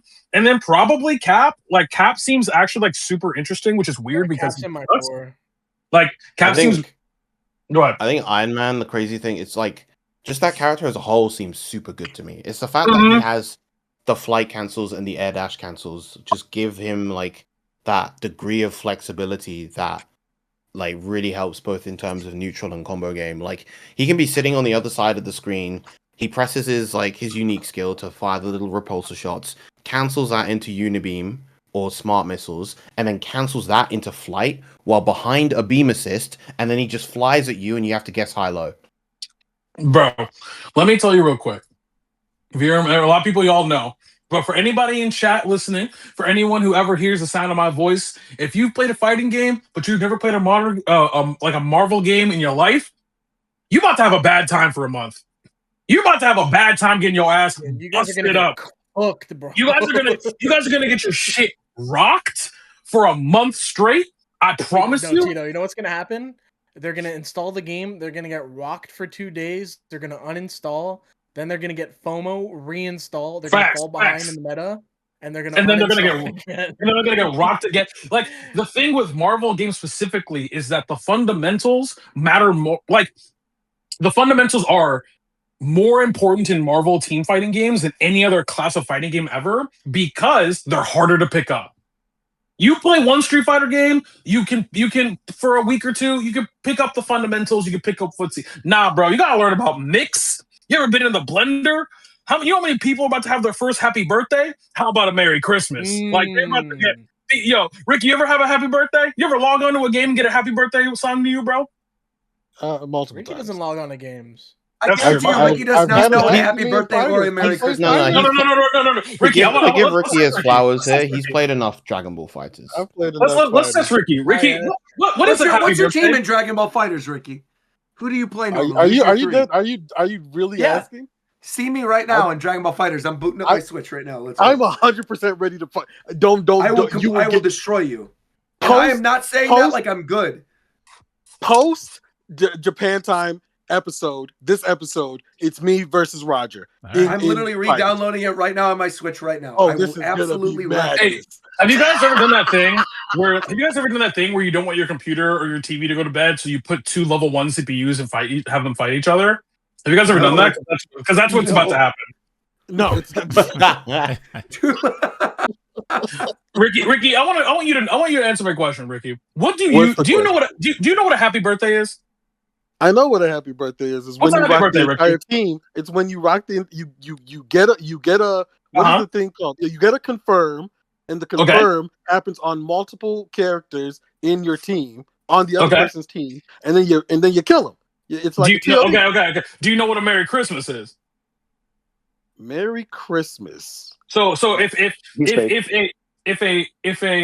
a happy birthday is you snipe somebody's assist and you combo the assist and then ideally kill them. Team. Right, a Merry Christmas. There you go. You got it. You got there. He got there. He just said it. Ricky, he got there. Ricky. Yes. Yeah. What's a goal? Well, in the context of fighting games, actually, you know what? I'm gonna put this in the side chat, Ricky, because I know Coast is on the main thing. Yeah, so I don't want to. This is a fighting game term. I know. I know what you're gonna say. Ricky, what is this? You're gonna say what's a golden shower? Yeah, what's a golden shower, Ricky? A golden shower. Yeah, what's a golden shower, Ricky? In terms of fighting game, chat, don't help him. My golden shower. No. We were having a nice time. No.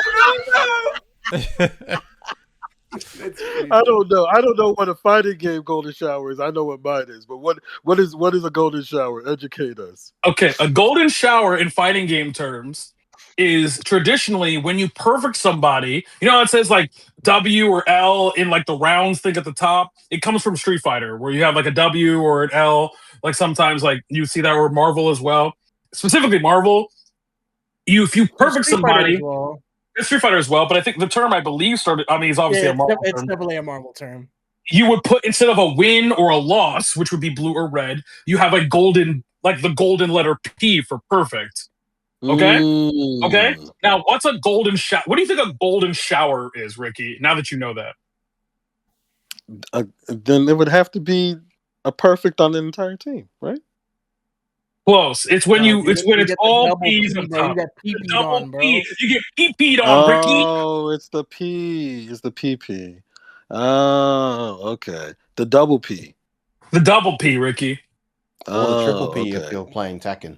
Yeah, the triple P if you're playing Tekken. That's a gold. That's a golden waterfall. You feel me? Like that's crazy. Like, you FGZ people is nasty. I don't even think like this. I don't even think like this. I mean, when this is one of the greatest FGC clips of all time. I mean, like that's from? Yes, that's from Eternity. Monday Mitten Mashers.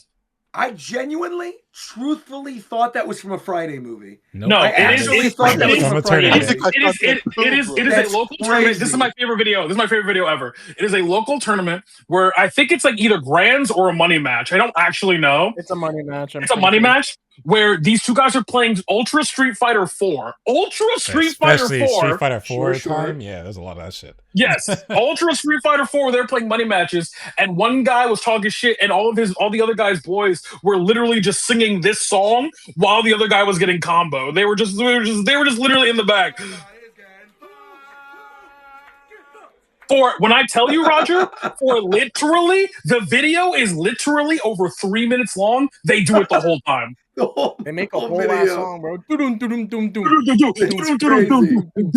Get fucked. Get fucked. FGC, I love the that FGC video. is undefeated. Speaking of, okay, actually, while we're on the topic, did you guys follow the Jaywong drama with Dr. B with the CVS tournament that was the side? shit. No, it was actually funny. Where there was a Capcom versus SNK side tournament that happened that was not a money tournament at all. But Jaywong was busy doing stuff at Evo, like hosting things. And he essentially, and I'm understanding this correctly, and chat can correct me.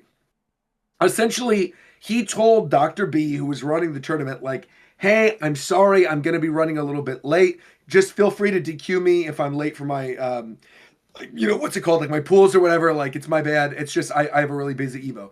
And Dr. B writes back this whole thing being like, well, don't worry about it. Like, I can't pull any favors, but, if you show up late, like, we'll just let other matches run. And instead, he, like, sends him to loser's bracket instead of disqualifying him, so then he gets, like, a free run to winners. And then Jaywong being petty, like, works.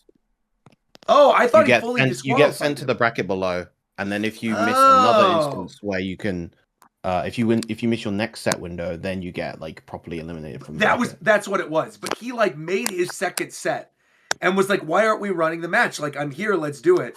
And they were like essentially trying to stall it out because one of his friends was also in it and he didn't want to face him in winners. And then Jaywong just like obliterated everybody at this tournament that was like for no money whatsoever. And he waited afterwards for like whatever grand finals he was commentating on. It was just funny. Look it up. It was very funny.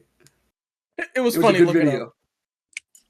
It was. That's the easiest way to describe it because I can't. I'm not describing it as well as I it think actually was. with Tokon, since we know there's 4 characters coming, who do you want to see as DLC? Scarlet Witch. Okay, I think- Are we hear me just out. giving 4? Can we give 4? I Hear think. me out. I It's think time. 1. It's time for the fucking actual people with magic team. Are y'all ready? Here we go. I got it already. Doctor Strange. Uh huh. Okay. Scarlet Witch. Yep. Nice. And then Jean Grey. It's time. Phoenix coming back. Oh, brother. It's Phoenix, by the way. It's not Oh, Jean Grey. brother. It's Phoenix. I can't I control it. can't control it. I'm talking that shit. I'm talking that shit. Okay, because there's no X Factor in this game. That's cool. That's fine. So then we got that, and then I think we need another villain on this team. I think we need Ooh. another. I think we need you're gonna another. say. I think it's time. I've come to bargain. Yeah, I think Oh, it's that's time. what I thought. Yeah. I think I think it's Dormammu. I've come to bargain with that ass. I thought you were gonna say Agatha. I was like, it was Agatha. Agatha? Ain't nobody give a No. Ain't nobody give a fuck about no Agatha. Oh, you would have loved that. No. When it comes to FGC, people want to see Dormammu. Listen, Doctor Strange, Everything. Doctor Strange, Phoenix, Scarlet Witch, and I've come to bargain with that ass. That's the team right there, boy. Yes, sir. I need Thanos, man. If Thanos isn't in it, I would be just like. I think Or- I think you're gonna get Thanos eventually. Yeah, I bet or- he has to. The other team I have in my brain. It's time. It's already made. I'm talking Luke Cage. I'm talking Defenders? Iron Fist. Daredevil? I'm talking Yeah, yeah. Daredevil. I'm Jessica talking Jones. Jessica Jones. Yeah. That's Yeah. already there, bro. Yeah. It's already there. That would be cool. Defenders would be Now, cool. my question is like their philosophy of DLC, because the entirety of the game is marketed and kind of constructed around this idea of these are 4 it's the first time Marvel's ever done this. These are 4 canonical teams that exist. They are part of the same unit. When it comes to DLC, though, are we just under the assumption They that can they do were whatever. Yeah, they could just do it. Like they don't have to be like four people. Like it doesn't have to be a complete team. Yeah, they could just they can be just like, add whatever do team whatever, and yeah. make any mishmash. So hear me out on my 4, okay? talk to me. Talk to Number me. 1, Uh the Wasp. huh. Okay, we getting small. Number 2, Squirrel Girl. Uh huh. Squirrel Unbeatable. Girl. Dude, that would Unbeatable. be awesome. Number 3, Mystique. She can be anybody. She got that blue body. Yes, sir. Exactly. Number 4, I don't know actually. Number 4, but those 3, I feel like they could be so unique to the game. Like, it's crazy is that I can't think of individual characters because my brain automatically goes to like what the teams would be. Exactly, right? Yeah. Like to me, like unbeatable. If they did like Thanos, Squirrel Girl, like a bunch of characters that are seen as overpowered, that would actually be really fun. like I can imagine a team where like we have Winter Soldier, we have Falcon, we have Punisher, and last 4, hear me out. We got big body grappler. It's time, Kingpin, Wilson Fisk. You That's a feel boring me? ass team, bro. That is a boring You feel team. I don't me? want that It's team. not a boring team. That is a boring team. Street, say those 4 again. You said Kingpin, Punisher, who and who? But Kingpin, Punisher, Winter Soldier, which is bionic arm. Oh yeah, You Winter get Soldier and bionic Falcon. arm. Get that out of here. No. Bionic arm. So you don't fuck with No, bionic hell arm. no, dude. When So you you got don't think Thanos, Scarlet Witch, Rogue, Gambit, hell no, man. There's like First of 20 all- other characters. First of all, Gambit dead, bro. Rest in wants peace, to bro. Jack off, bro. Yeah, bro. Gambit? No, bro just wants Rogue, bro. He Rogue wants would be all the sick. bodies. I would love Rogue. No, I like Throw her in Coast's there with idea Magneto, better. man. I like Coast's idea more of the copy character is Mystique. That's fire to me. That's the copy All right. character. Mystique I have is a, cool. I have I like a, Mystique. I have a Viram, theme talk to idea. me. I have a Viram, talk to me. theme idea. All right. Talk to me, So we're Viram. going with this one. We're going Thor, Uh-huh. Iceman, Yep. Ooh, okay. Human Torch, and Ooh. Namor. And you want to know what Elements. ties those Yeah, three guys. together? That's the The Avatar elements, team. bro. Oh, Yeah. Yep. Elements. Yeah. Yep. I I fuck saw with it. that. I fuck with that. I think also the defenders would be fire. Now hear this out. Okay, because we have magic in the game, right? Big ass sword. Okay, We big just ass sword. Implement Thor for the hammer. Big ass Shang-Chi hammer. for the Big rings. ass rings. Shang-Chi would be good, actually. I like Right? that. Yeah, just And- people, characters with big ass accessories. Especially if you could like summon the dragons and everything and just do like Yeah, crazy Ghost Rider stuff with on the screen with the heck yeah, and then man. and then I you love put that. Snatcher because she got a, you know what I'm saying? She got a big ass. You got Hawkeye. Okay, he's deaf. You got. Would it be girl Hawkeye or boy Hawkeye? Echo? No, it's not Kate Bishop. It gotta be I think Clint. it'd be You the got- actual Hawkeye. It gotta be Clint. You got who else? I'm trying to think of like odd characters, but all I can think of are like Spider-Man characters. I'm like, Okay. Hear me out. Chameleon. Hear me out. Hear me out, Coast. Okay, you ready? Let me cook.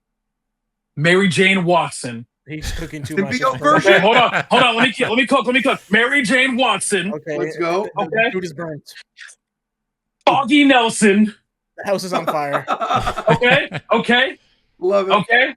Okay. What else? We got the robot from the Fantastic Four movie. There's forest fires. We got Herbie. Okay, and then the GOAT, Agent Phil Coulson. Oh my fucking god, Phil Coulson. Agent Phil Coulson. Never let him cook again, bro. Just 4 regular human people. Yeah, Howard the Duck. Yo. How is Yo. is he already like a Put- DLC Put costume or Ghost something? in there. Okay, He's okay. a lobby avatar. Oh, he's a lobby avatar. I was like, I knew he was something. So here's the real. What are you putting in? Yeah, what's your team, Shovel? Bro, don't ask me that right now. Bro. All right, bet. All right. So you know, I got to bring the hate. What characters do we not want in the game? Well, if I can jump in before that. Okay, go ahead. Because I only have Yeah, what's your one. team? The character I really want, I know Carnage is in, but I want Venom. I also want Venom. I still don't want Venom. Hell yeah. Dude, I That's want the Venom one. too. I want Venom really bad, actually. Yeah, If Venom would be can awesome. my big body grappler, then I'm fine with it. But I don't really care too much about Venom now that Carnage is in. All right, go, but that was it. McDermott. Yeah, that was it. You can go. Okay. All right. So who do we not want in? Okay, Viram. I know you got. You said Hulk, Viram. What? Who said Hulk? I didn't say Hulk. Hulk's already in it. What do you mean? That's what I'm about to say. That's why I was confused. What character do we not Oh, want? as in who's not in my team? No, like who do we not want? Who do you in not the want to game? add? Oh, In the game. That's easy. I don't really think about it, to be honest. It's easy, Roger. I don't want Gamora. I don't want Groot. I don't want like who the I don't dumb want another dude Guardian. with I don't want the another Guardian. arrows. I'm gonna be real. I don't want Actually, wait. Rocket would be fine. Yeah, I would say Rocket would Rocket. be the only. No, Rocket I don't would want be Rocket. cool. I don't Rocket want Rocket could be because fun.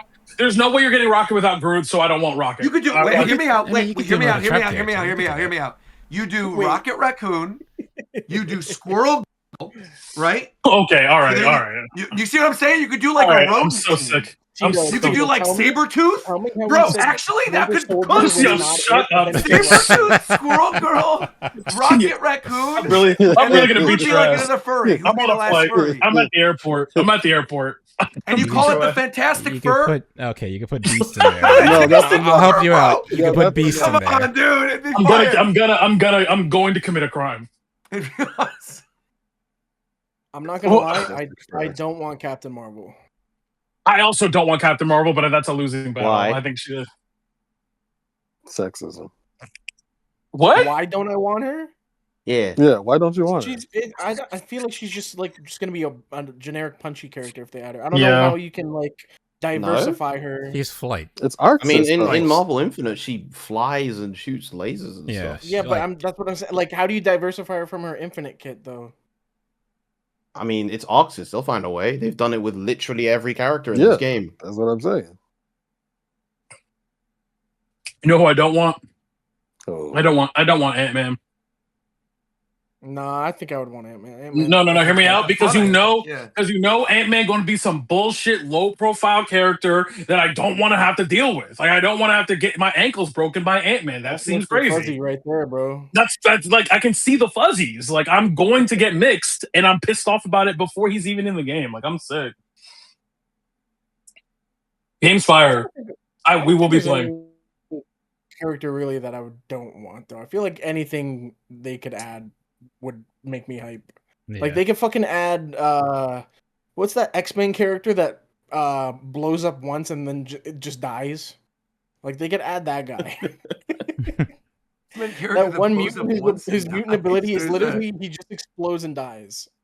Yo, actually, now that I'm thinking about it, you could literally. I was joking kind of about the Fantastic Fur thing, but you could do Beast. You could literally do Squirrel Girl, Beast, Rocket Raccoon, and Lockjaw. McDareth was that would be saying sick. That. McDareth did suggest that too. That would be good. That would actually be a good team. I'm gonna be real. Though, my number one pick is Wasp. I want to see Wasp in this game. I don't. And he's my favorite Marvel character. I don't want Gambit. Let me tell you why.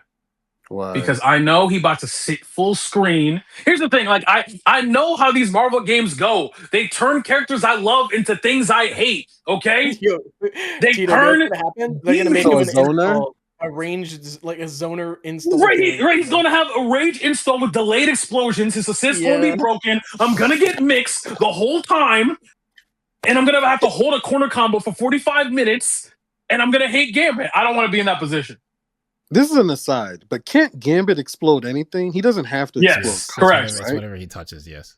Yes, he's just an idiot who throws cards. Yes, he can't explode anything. His power is way better than what he does. Yes, that's my yes. It sounds like it's just convenient to hold some cards if that's your power, though. Yeah. Actually, I actually just realized what character Roger wants. Roger wants Kitty Pryde. Yes, he does. I don't even know who that is. X-Men. Look up Kitty Pryde slur. It's the X-Men. What? She can walk through walls. She can walk through walls. Is that one? No, you know who I want instead? I want Frog Thor, not Thor, but like Frog Thor. Do you want Frog Thor, Rocket Raccoon, Beast, and Squirrel? I'm actually tweeting this at Marvel Tokon right now. Roger, hear me. No. Hold on, Roger. Team. Let me help you out. You want Frog Thor. You want Squirrel Girl. What was the other one? Yes. What was the other one? Beast from X-Men. And what else? What was the other one? You could do Sabretooth or Rocket Raccoon. No. Fuck that, Roger. You want Crocodile Loki. That's the one you want. Crocodile Loki. I don't want Crocodile Loki. Beta Ray Bill. Yeah, Beta Ray Bill would be clean, actually. Wait a minute. Roger just wants to only play as an ant. Bro, that guy's a rabbit fucker. That's crazy. Hold on, I got a team. Okay, War Champ. Talk to me. Dormammu. Yeah, bargain. Super Scroll. Yeah, meet me. Yeah. Heard Shuma that. Garak, Sentinel. It's Marvel, baby. Ooh. It's Where you Marvel, coming out with baby. that shit? It's Marvel,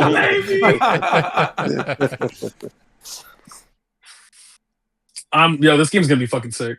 Yeah, it's fun. It is really fun. Again, we played quite a bit of it at Evo and had a really good time doing it. So yeah. Imagine Arxis announcement where we're announcing the next DLC character. Be ready. You tune in and it's fucking Fin Fang Foom. Yo! I'll say like the last two teams, complete 180. I feel like for a lot of people how they are feeling about this game because the last two teams are just full of heavy hitters. When the other ones, certain characters, and the other ones, you could argue for certain ones to be like, why is this here? Especially Danger. What's crazy is we listed off so many characters. We probably listed one of the future characters in the game. Oh, most definitely we did. Yeah. So we can say we correctly guessed. Yep. I bet you almost anything you were right, and it's Beta Ray Bill. That would be sick. No, it's probably to be real. To be real, it's probably Squirrel Girl, and I'm probably. No, and I'm didn't say. Oh yeah, Squirrel Girl's definitely. We gonna didn't happen, say for Cable. Yeah. What? Oh, Cable. Ain't nobody. I love Cable. Come on, bro. You don't think they're doing Cable? Nah, they'll do Cyclops before they do Cable. Oh, that would be sick. Beam. Where my boy Scott Summers at? That's another thing with this game. Like, how strong is zoning even in this game? Because it feels like half these characters get in your face so fast, and it feels they're purposely not building characters to like. You gotta wait for the game to be you. put in the hands of the right people. Well, yeah, I know it's gonna take a bit, but like just. Well, the thing is, in Marvel, like for example, in Marvel 3, I'm not gonna count Infinite because it's closer to Marvel 3 than it is to Infinite. Like in Marvel 3, zoning is actually kind of ass unless you're like 3 characters. Like unless you're like your Morgan. Storm also kind of sucks at it, but still, like Magneto can kind of do it. Kind of silly. Zero can kind of do it, but even then, he's better as like in the corner. Obviously, he plays that movie. Like those are stallers more than. But like it's mostly Deadpool, Hawkeye, yeah. Like these characters are not necessarily like considered the best characters outside of like maybe like Morgan, and that's because Sister is busted, right? Like if Morgan didn't have that level 1, like it wouldn't be nearly as good, and. It's only just basically Chris G that's good because it's all about the fireball placement. So, like, I think it'll be a very similar. I don't know if you guys remember from Fighters early, like defense and blocking. Like Goichi was the best player in the world because he had the best defense in the world. Like for a little bit. So it's like I think it'll be like that for a little bit. Defense is just being able to block and like because everyone's going to be dropping combos for a while. It's just going to be so good for a little bit. Watch your ankles, Ricky. It's not happening to me. Ricky, I'm telling you, while we had that whole conversation, I booted up the training mode in Dragon Ball FighterZ just to remember like my little combos and the characters that I used. You're getting washed today. You are getting so washed. This is going to. You are going through the heavy duty cycle, bro. All right, bro. People better tune in for this one. This is going to be hilarious. Tell me, real good. Ricky's getting spinned and washed? Crazy. I got which one of you is willing? Which one of you is willing to whatchamacallit? Is it game share? I mean, Roger can just Roger can just bro. stream. No. I'm talking about what we could do. You know what we could do? We could game chat. We could game chat Dragon Ball FighterZ with our StarFox avatars. Okay, that would be awesome. It's gonna be 2 FPS. How many? Just put that shit in Discord and let's keep it moving. How many? Like, what are you talking about? How long do you think it would take me to 16 self-destruct Ricky? Like, do you think I could do it immediately? Like, or do you think like you don't even have the game? Do you think how long do you think it would take me to do it? Like realistically, like how many tries? Like I think I get it by the second. Oh my gosh, bro! 3 at let most. me. 3 at most. Okay. Okay. All right. Bet it up. I can get Ricky to vanishing to vanish into it. I think I can. You know what else vanished? Oh no! People's jobs. Oh yeah, I know what you're gonna. You want to do the layoffs or physical media? Which one is the first one? I think the layoffs we can do first. Yeah, so this obviously this is brand new news. This happened today. Microsoft has announced they are laying off 4,800 employees, with 1,600 of those being Xbox employees. Double Fine, which is the company behind, Brutal Legend, great game, and Psychonauts and a bunch of other stuff. That is now going independent. And Again. Compulsion, which is the company, again. Compulsion, which is the company that did South of Midnight. They are also going to be going independent. And then Microsoft is selling off both Ninja Theory and Undead Labs. And then what is Arcane Undead in Labs working talks. on? That's State of Decay. State of Decay, okay. What was the one that was working on the Blade game? What studio That's was that? Arcane. That's Arcane. They're in talks okay, so they're as well. safe? No, they're in talks as well. They're kind of just in limbo right now, Yeah, to be either be honest. sold or independent. They're still figuring out what they can do. I see. But yeah, unfortunately, lots of news coming out of Xbox. This is also hot off of what we just talked about on the Summer Game Fest episode, where, Shofu is now a big Xbox fan and was hyped for a lot of upcoming Xbox games. But yeah, it is what it is. I don't know if you guys also saw the CEO statement that she wants to have 1 billion players per day on Xbox. Hold up, because her whole thing, I thought, in the light of everything that's going on, obviously the fact that she came, like the internal memo she just posted on Twitter, so you could just read it, and like reading through it, like the reasoning behind a lot of it is they are just trying to restructure everything. So like they feel like Xbox got a little too bloated, which they did in chasing to fill out Game Pass, and they're trying to pull back to make it more manageable while still going, and they picked out these studios to be like, okay, we can just let you sell you, make you independent again, and then that's better for us, and they can still work, and they keep their IPs. That's the big thing, because Xbox could have just kept all their IPs, but no, they're letting them keep their IPs. Yeah. No, they gave them to them. It sucks that it is the thing that happened, but they did it in a manageable way for them in a business standpoint. But I think the amount of jobs they laid off was like equal to 20% of their workforce or something like that. Yeah, it's a lot. Yeah. Wild. So you lost 20% of your Xbox crew. Well, but I will say, which is also wild. Well, one thing with this, because just real fast, because like in light of all this, and like obviously it's not a good thing people are losing their jobs. Never gonna say that it is, but I will just put the caveat that like when Xbox lets these companies go independent, sometimes that's good for the company itself. If depends, is like same thing happened for Toys for Bob. Xbox didn't just shutter them; they let them go independent, and now they're making a Spyro game for Microsoft. So like stuff can still happen. It's much better that they did it this way, because their tossers going to shutter all of them, which would be awful. It's much better they let them go independent, give them their IPs back, and then Microsoft can still work with them, like if they need to.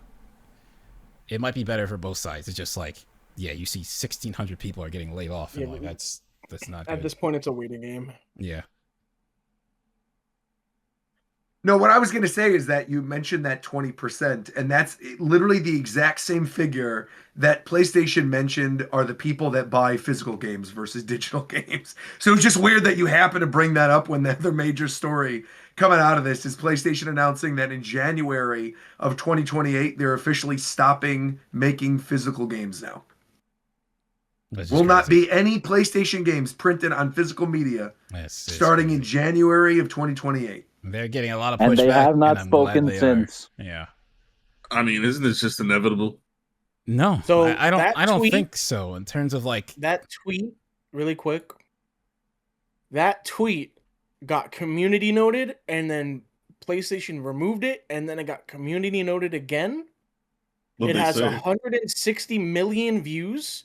Oh my god! 63,000 likes, 96,000 comments, and 67,000 quote retweets. Jeez, man! And they have yet to respond to anything yet. It is probably the hardest they have been ratioed, because they probably aren't responding because of the Xbox stuff. They probably figure all this other stuff is going in the news. We could just kind of hopefully wait this out. Yeah, but because this Xbox news is going to be happening throughout the week. Bro, they doing this shit right now because they know GTA about to. That's the other news, right? Yeah, that's the other news. Is that it now has been announced that GTA will be a digital-only game. That even when you buy physical, it's not even going to be like a game keycard situation. It's literally only digital. You were going to get an empty box with a code in it. Yeah, I know that. Even on top of that, so Sony put their whole store, their icon, everything was GTA theme. This news came out, Rockstar told them to remove it. That is crazy, man. Jeez. Now, when I say isn't this inevitable, I'm not defending whatsoever, but I'm just saying that the progression of modern media is what I'm talking about. Isn't this at some point gonna happen? I think yes, but I think the thing that's kind of confusing about it now is that when you look at the state of the industry, I think a lot of these people, like say for example, right? They say 20% of their audience bought their games physical, right? Okay. Right away. That's a pretty big number. That's a pretty big number, exactly. That's a substantial hit. If you're assuming, even if half of those people say, all right, we'll buy digital anyway, you're still losing 10% of your business immediately. So that's bad already. The second thing is the people who are the people that buy physical are like the whales, the collectors, the people that pay like 5-1, the gun and ball gamers that buy their PS5 to get like download Madden, Fortnite, and like GTA. You know, like these are the people that are buying like $150 collector's edition God of Wars or like your Last of Us Part 2 HD re-release physical. Yeah, of course. So and again, not only just physical, but like other games as well. Again, like the people that I think if you were to poll the people that are physical only, right? A lot of those people probably buy more than one game a month, I would assume. A good chunk of those people who still buy physical. Because again, it's the act of like having something tangible. And on top of that, you then remove the whole resale market as well. You also like completely hinder because you can't print discs unless PlayStation allows you to print the discs. It has to go through Sony because Sony literally made Blu-rays. So they made the thing. And they're not ending Blu-ray support for movies, but like your IM 8-bits, your limited runs, these companies that like do physical versions, they might not even, they might cut some deal with them to get like an approval to do these discs. But realistically, they might not even be able to have their business anymore after all this is said and done. Yeah, it's just. So I don't know. It's crazy, man. It's just weird because like. I agree stuff is going more digital, but like why not just keep the choice? Like what they did with this one. It's like sell a version that's all digital, and if you want a disc, here's a disc drive. What's the harm in that? It just showed with what Xbox did. They're trying to cut as much cost as possible right now. But I feel like stop selling discs. I feel like you're cutting pennies. I feel like maybe I'm just wrong. I could just be wrong, but I don't think you are really, a physical disc, I feel like the cost you save from not printing discs, I don't think is that big compared to the amount of backlash you're getting over this. And I do think even if they had the option, even if it wasn't something where it's like it's a built-in disk drive, I think even if these companies made these systems, like where the base version of it, your next Project Helix, your PS6, whatever, if they are digital-only systems, that they could just easily have an accessory that is a disk drive for people who want to buy physical. And those people would buy that to be able to play those games physical and have those actual tangible objects. But now they're not going to have that. And again, I think once GTA was like, we're not going to have a physical game and it is fully digital, I think that's another thing where it kind of opened the floodgates, you know? Where now, if GTA is able to do it, a bunch of other people are going to feel like they can do it. The same. Wasn't what was the first game to come out of $70? I can't remember because then all the rest are like, oh, well, we can do that too. I think it was Mario Kart, wasn't it? It was Mario Kart, I think. Yeah. No, because wasn't Tears of the Kingdom? No, Tears of the Kingdom was Nintendo's first 70. Yeah. But that wasn't the first $70 game. The big story was when Mario Kart was 80. That was like the big story. And that's what GTA is. GTA is also 80. And then GTA, like they're locking out stores and customization of your vehicles and a bunch of other stuff. It's unless you have $100, $100. Right. It's $100. Exactly. Right. Yeah, in Canada, if you want to buy that version, it's 150 Canadian dollars. It is just crazy though, because like I agree with what Shofu said. I do think it's inevitable. But if you were going to ask me which of the companies were going to go all digital first, PlayStation literally would have been my last guess. Like I would have thought it was Microsoft or Nintendo first. Nintendo would never be the first to do it, or even second. I think Nintendo would have been the last people. Nintendo damn near there already, bro. Because Nintendo, you got key cards. They on the way, bro. No. Nintendo physical market in Japan is so strong still, and that's a market that they highly value. There's no way they would do that. They on the way, bro. They damn near doing it already. I'm not saying there's not waves happening, but Xbox literally was like in motion to do something with like the this. Xbox and then, One. That was like the thing. And then Sony came through. This is how you share games on PS4. And literally won the generation off of that. Now here we are. Yeah, and now they're doing this, which is crazy. Like that's another thing. The secondhand market for games now is absolutely going to be fucked for this. Yeah, it's because you can't buy anything from thrift stores or from game stores that aren't your big retailers. You can't even go on, like, let's say you wanted to fucking play Spider-Man PS4, right? You can buy that secondhand for like $15-$20. If you wanted to, if it's only digital now, you have to buy it on the PlayStation Store for full price. Well, did you see the other thing that they announced? That they're removing, it's like 500 movies or something that were on PS3 now the store's shutting down. In the UK, yeah. Yeah, that's the main issue to me. Like, obviously, I understand people are upset about the physical media disappearing, but the fact that they can take away your digital media is really crazy. Yeah, that does suck. That's the craziest part to me about it. The other thing Sony announced is that now, if you don't log into your PSN account within 3 years, they can just terminate the account. Who the fuck gave them the right, bruh? Give me my money back then. Fuck. That's crazy. Nintendo. I mean, bro, that's crazy because PS5 still ain't got shit on it, and my PS5 ain't been my PS5 might not have been on for 3 years. On God, that's why they want to make it digital only, so they can't clown PS5 owners for not having any games. You won't be able to see them. They're all gonna be digital. Yeah, it's just a colossal pile of fuck ups one after another. Like this is so bad because they just revoked like the movie access because they did a whole marketing campaign of like, here's how easy it is to share games. Like this is blowing up. Like this is a shit decision no matter what, but I think it is blowing up even harder because of all of those factors. Yeah, it's definitely because it's PlayStation. I totally agree. Bro, they're definitely doing this because GTA about to make them an astronomical amount of money and they don't give a fuck, bro. Okay. This is the time to fuck up because the bag for sure coming in, bro. Am I not going to buy GTA on my PS5 because it is fucked up? To Shofu's point too of just like whether or not this is inevitable, I don't think it is. I think it comes down to whether people tolerate it. Yeah, and like whether people will just accept it happening because like the reaction. That's where I agree. That's why I agree with Shofu though. I think like everybody who's been complaining, right? They're all people like us who are into video games. But I guarantee you, like Joe Schmo who buys his PS5, like, or who buys his system once every 5 years for like Grand Theft Auto and Madden, does not care. He's gonna like buy it with the PSN code and download it and like not think anything of it. And I think that's where the issue lies, right? Is that like it's with that casual consumer who, like you said, they're not gonna care. Like they're gonna buy it regardless. It doesn't matter. It's up to those of us that like actually do care to be loud about it, so that they choose to keep doing it. I don't know. I'm just thinking about the whole movie situation. One thing that I think is just games comparative to other forms of media, comparative to films and music, a lot of the time they're just a lot more expensive.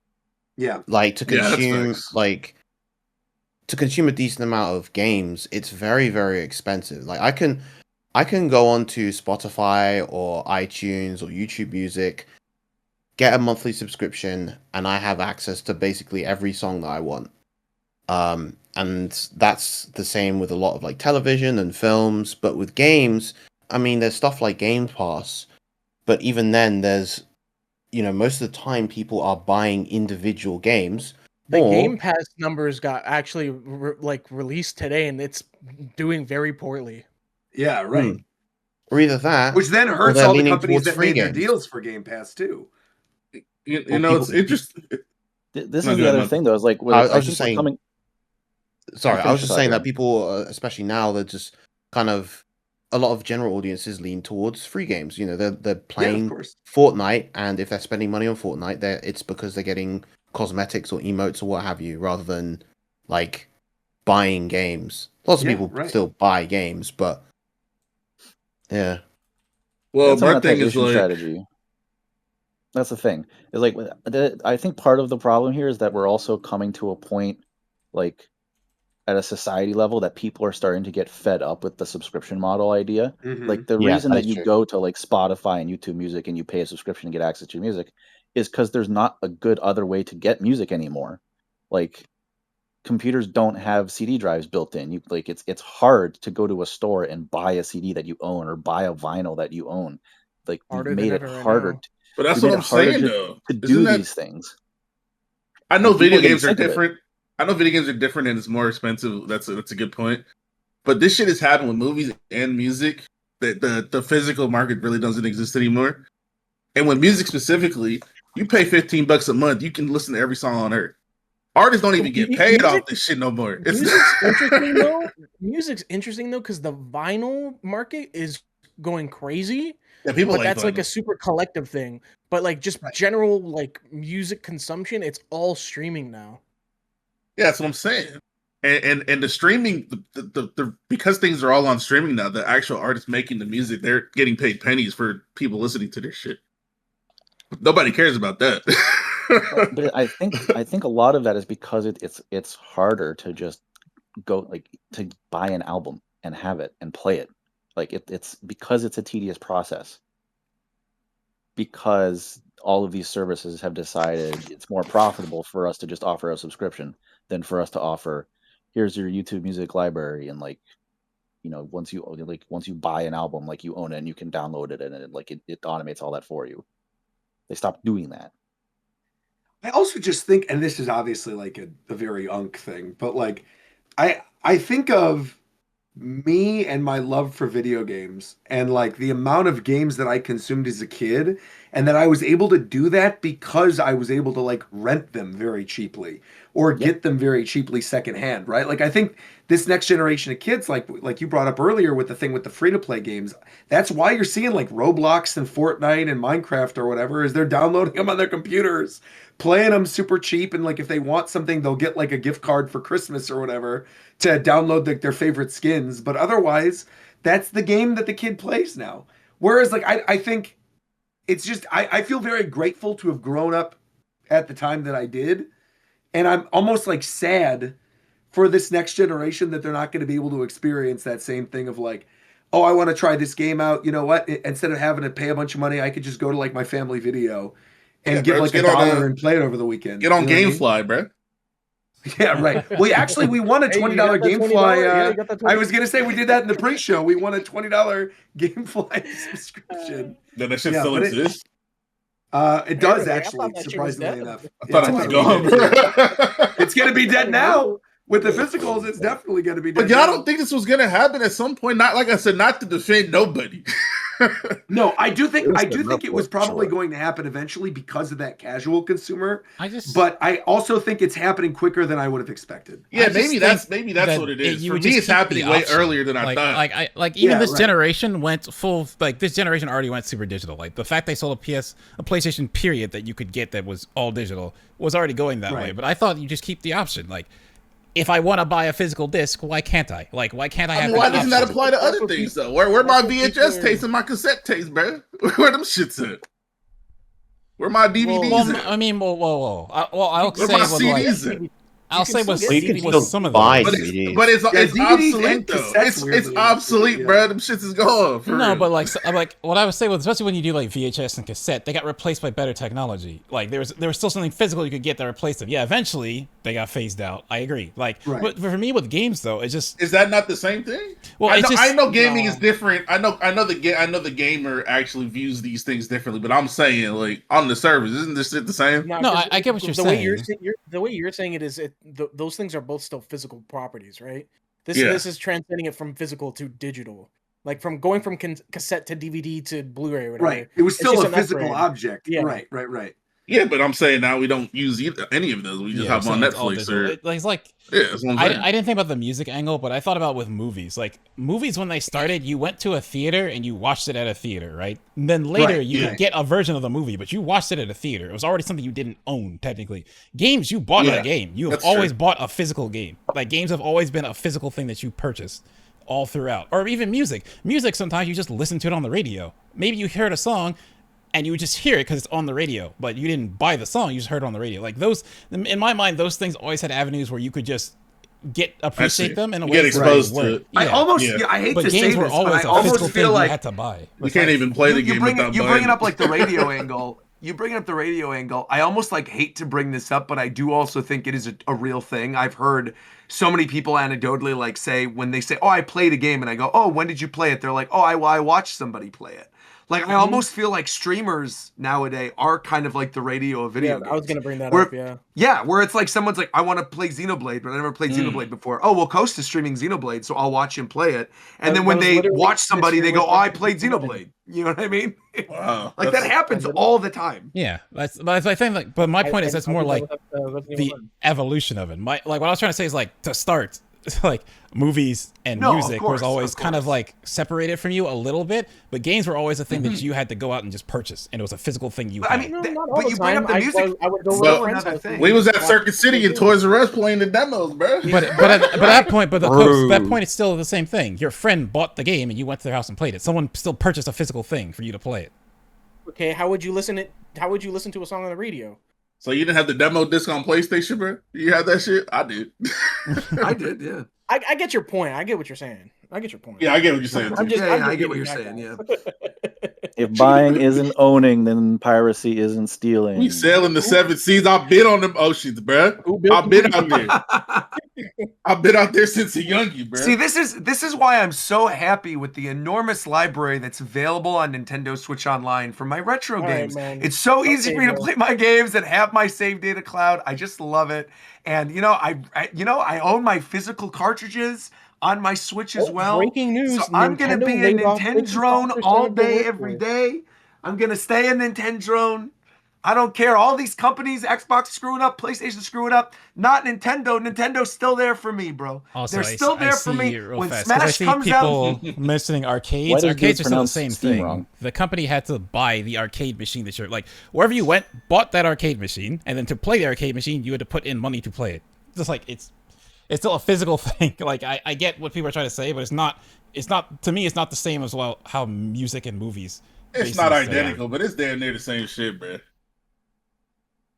The experience is different for sure, though. Well, the experience, I feel like so much of it is, again, parasocial is not really the right word, but that is like a huge part of it now, is like the streaming angle of people watching people play games, and that being like their way of experiencing the game if they can't afford it is become extremely common. Someone needs to come up with a cost-efficient way to bridge the physical and digital thing. Like they need to come up with a way where you have something like right now, bro. No. Listen, someone needs to come up with a way that is like very cheap to produce, like manufacture, of doing something like, imagine you have like an amiibo and it has like a flash memory on it that contains like the game data, but then you tap into your console and it like, it locks the amiibo or whatever for 30, like the way that you would do like a game share. And so like we will always have like basically a flash drive with a copy of the game on it, but then you can like lock it to your digital account. I think so that, when those servers die eventually, you still have like a cartridge, quote unquote. Yeah. Yeah. You still have it, but then you get the convenience of it being a digital thing. Like someone needs to come up with a way to do that. Yeah. Cause I was going to bring up something. Physical media will never be long lasting. Like it's not it's a finite thing. Like once I don't know, like 100 years pass maybe at this point, maybe even less. Like all physical media will degrade. Like you already see cases of it happening now. So I understand people want to have their physical media, but you do need another alternative if you're arguing that physical media needs to be a thing for preservation. I understand that, but it's like that's why you have options. It's just that's the whole thing that's weird about this. They're just taking the option away. This is like that's the part that I don't get of why. When you already set a precedent for here's an option, you can have the disc, and like Roger is saying, like, yeah, I think most people doing digital, and a lot of people who own PlayStations are just playing Madden, FIFA, Fortnite, Call of Duty. That's it. Which is like That's fine. That's a completely valid way to use the console that you like to play. So for those of us that like to play other games and like to own physical discs, why are you just saying, well, you're only 20% now, so fuck you, I guess. And like, just doing this. It's like, it's just very weird to me. I think it's pretty. I mean, I don't know if it's weird. I mean, I know you said to you, but I think it's more unfortunate than anything. Even on like the Nintendo side of things, again, removing like PlayStation from it, but like when you look at the game key card situation, right? Where that's a little bit of what Warchamp's talking about, right? Where like the license digitally you own, and you can technically sell the license. Like you can sell your game key card at a GameStop, and the next time somebody else puts that game key card in their system, that then registers the game to their system. So again, like that technology is in place if they did want to do that for like a digital library. But I do wonder like who is going to do it first. That also still maybe it is. requires I mean, the servers technically, to maybe it stay is alive. Nintendo. I don't know. Yeah, that's the other part. Is like, PlayStation is like the culprit of, yeah, we're just turning that shit off. Yeah, right. Like, and then like if you didn't buy the game, oh well, can't get it. Yeah, I think it's just an evolution of how gaming has evolved, where, you know, 30 years ago, everything was just purely physical. Servers weren't a thing, you know, online markets weren't a thing. And as time went on and these things were introduced and implemented for game production, things shifted. So yeah, it'll never be the same. I wish that they reverse their decision to halt physical production. Oh, good night, Viram. Like the big thing is just secondhand market. Like you need to have that, otherwise you lose out on. I mean, especially in Japan, you looked at like Akihabara, that the entire district was pretty much secondhand game stores. Yeah, a lot of things will get affected by that if it continues. Yeah, here's hoping they reverse it, man. I actually don't think they will, though. I think no matter how much people cry, I still think there was a lot of. I think they did not expect this level of pushback. That's what I think. Yeah. I think they thought, oh, it's not that many people, and it's way more than I think they realized just by looking at their spreadsheets. Yeah. Because it's even people that only buy digital, but also realize that, like, yeah, why are you not giving them the choice to have a physical game? Like, that's the other part of this. Oh, man. I don't know. Rough time to be a gamer. I will say, though, you know what? One game that is not rough. It's absolutely brilliant. I've had a really great time with it. I'm curious if anyone else is playing it. StarFox. Holy mackerel, man. That StarFox remake is awesome. Has anyone else been playing it, or am I alone? I have not got a chance to yet. I'm going to ping Henry. I just watched you play it. Damn. Man, you know nobody playing that shit, bro. Well, a lot of people apparently were. It already in the first weekend. In the first weekend, it outsold the cumulative sales of both Metroid Prime 4 versions in one weekend. And it also doubled the sales of Star Fox Zero in the lifetime sales of that game at the end of Wii U's life cycle in the first year of Switch 2 in one weekend. I think that's pretty good. Good sign for it, man. Look, I'm a Star Fox fan. Anyone else playing Rhythm Heaven? Also, I need to play that. Now that's a game I'm getting. But there's too much shit going on, bro. Fucking Avatar dropped. Fucking RoboCop dropped the Guilty Gear. Goddamn. Too many games came. Too much shit's happening at the same time. I've been seeing you on your Pokemon Champions grind. I've been seeing those streams every once in a while. I'm hopping on it. You playing it every day? I have not played it in a week and a half. Really? Yeah. I thought I literally watched your stream like 2 nights ago. Yeah. I haven't streamed in a week. That's crazy. What were you doing for a week then? Friend. Working on my album. Nice. How's it coming along? When's it coming out? Hopefully this month if I can finish it. When do you need me to record for the feature? Bro, I needed that shit 2 weeks ago, bro. Ah, shit, bro. I'll hit you back in 6 months. Yeah. I've been there before. That was definitely me a couple times. Well, do we have any other news or anything else? You didn't want to talk about StarFox? There's nothing you wanted to bring up? I mean, I could talk about Star Fox for like Henry's 20 around. minutes. I'm trying to talk about it. get Henry to hop on a call. He's around. All right, yeah, because I was gonna say I pinged Henry, and I think he was in the recording room for a little bit, and I think he bounced.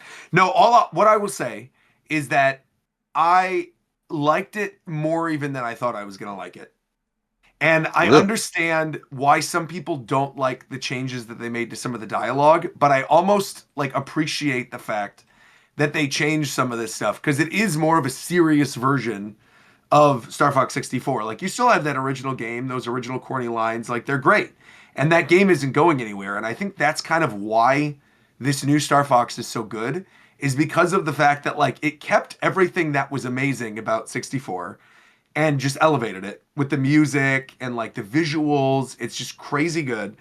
Having it where you can actually see all the things that unlock expert mode for you, and then also having the additional challenge mode and having the multiplayer, dude, I was shocked how much I liked the multiplayer. I ended up streaming like 2 hours of the multiplayer on launch day, and I've played every day since then.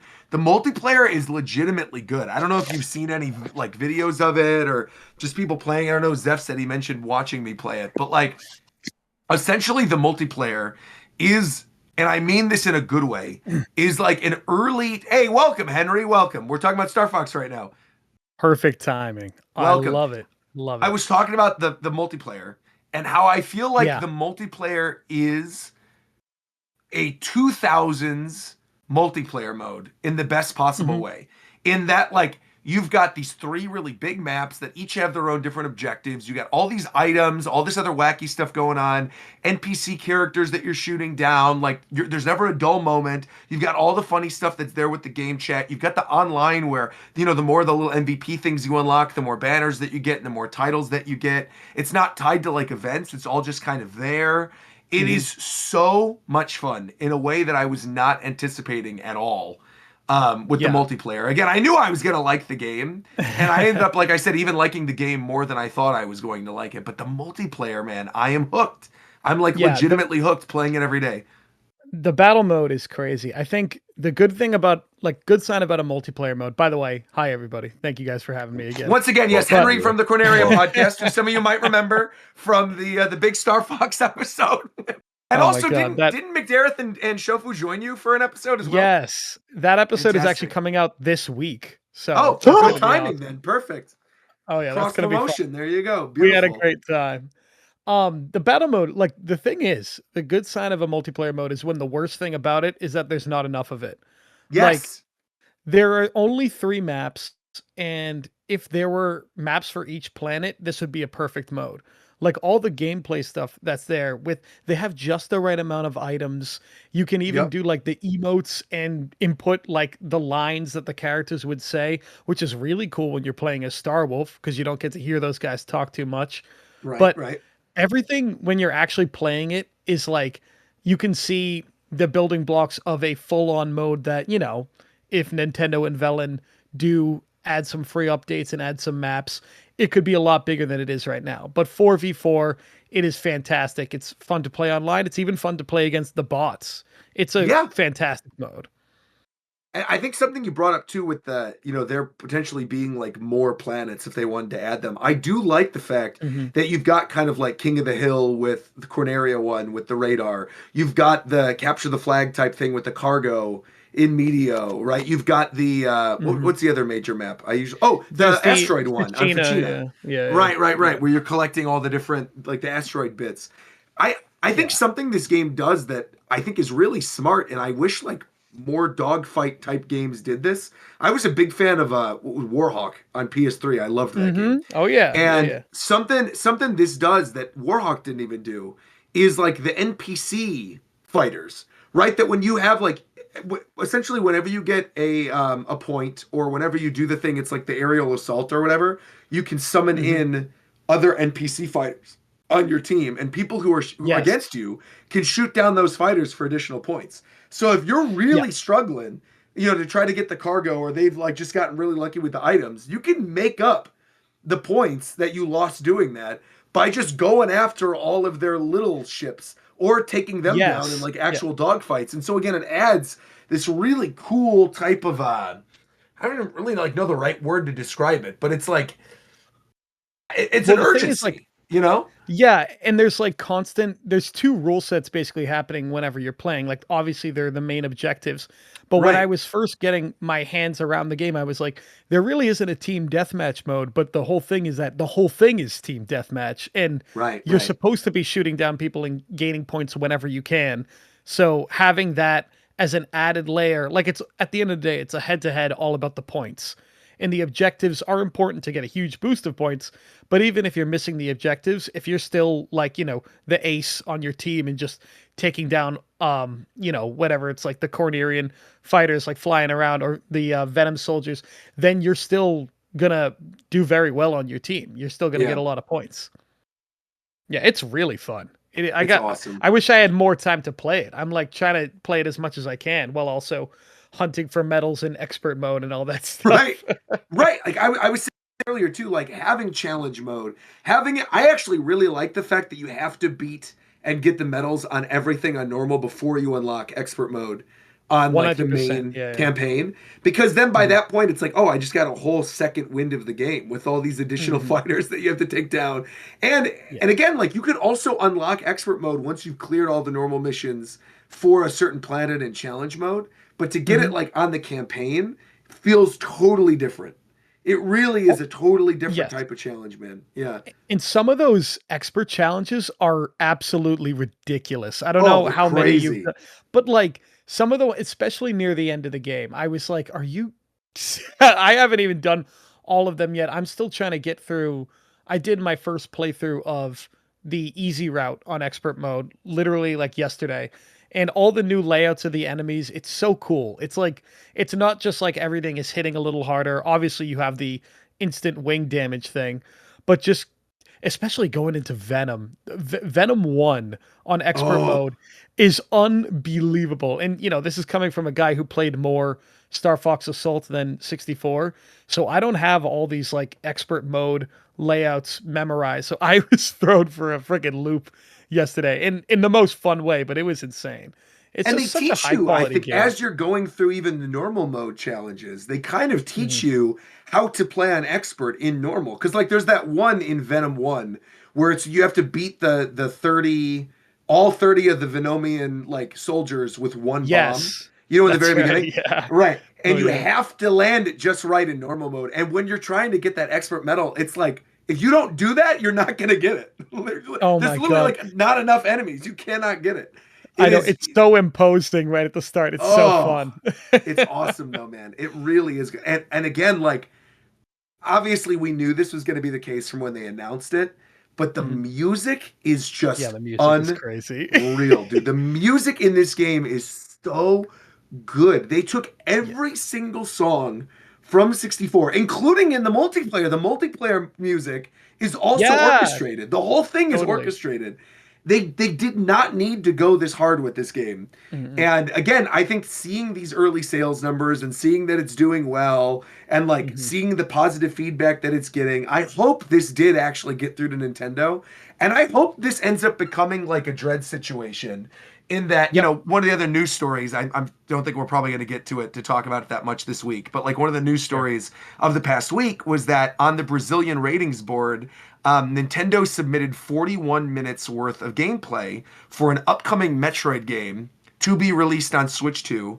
The name of the game is Metroid Ravenous, and people are presuming that this is the next 2D Metroid from Mercury Steam that worked on Metroid Mhm. Dread, right? I Yep. hope that Velen is like, look, this did well. We're happy with you guys. This was exactly what we wanted. Take these assets, pull an RGG studio situation, reuse them, and make a full new game and just go Yep. crazy.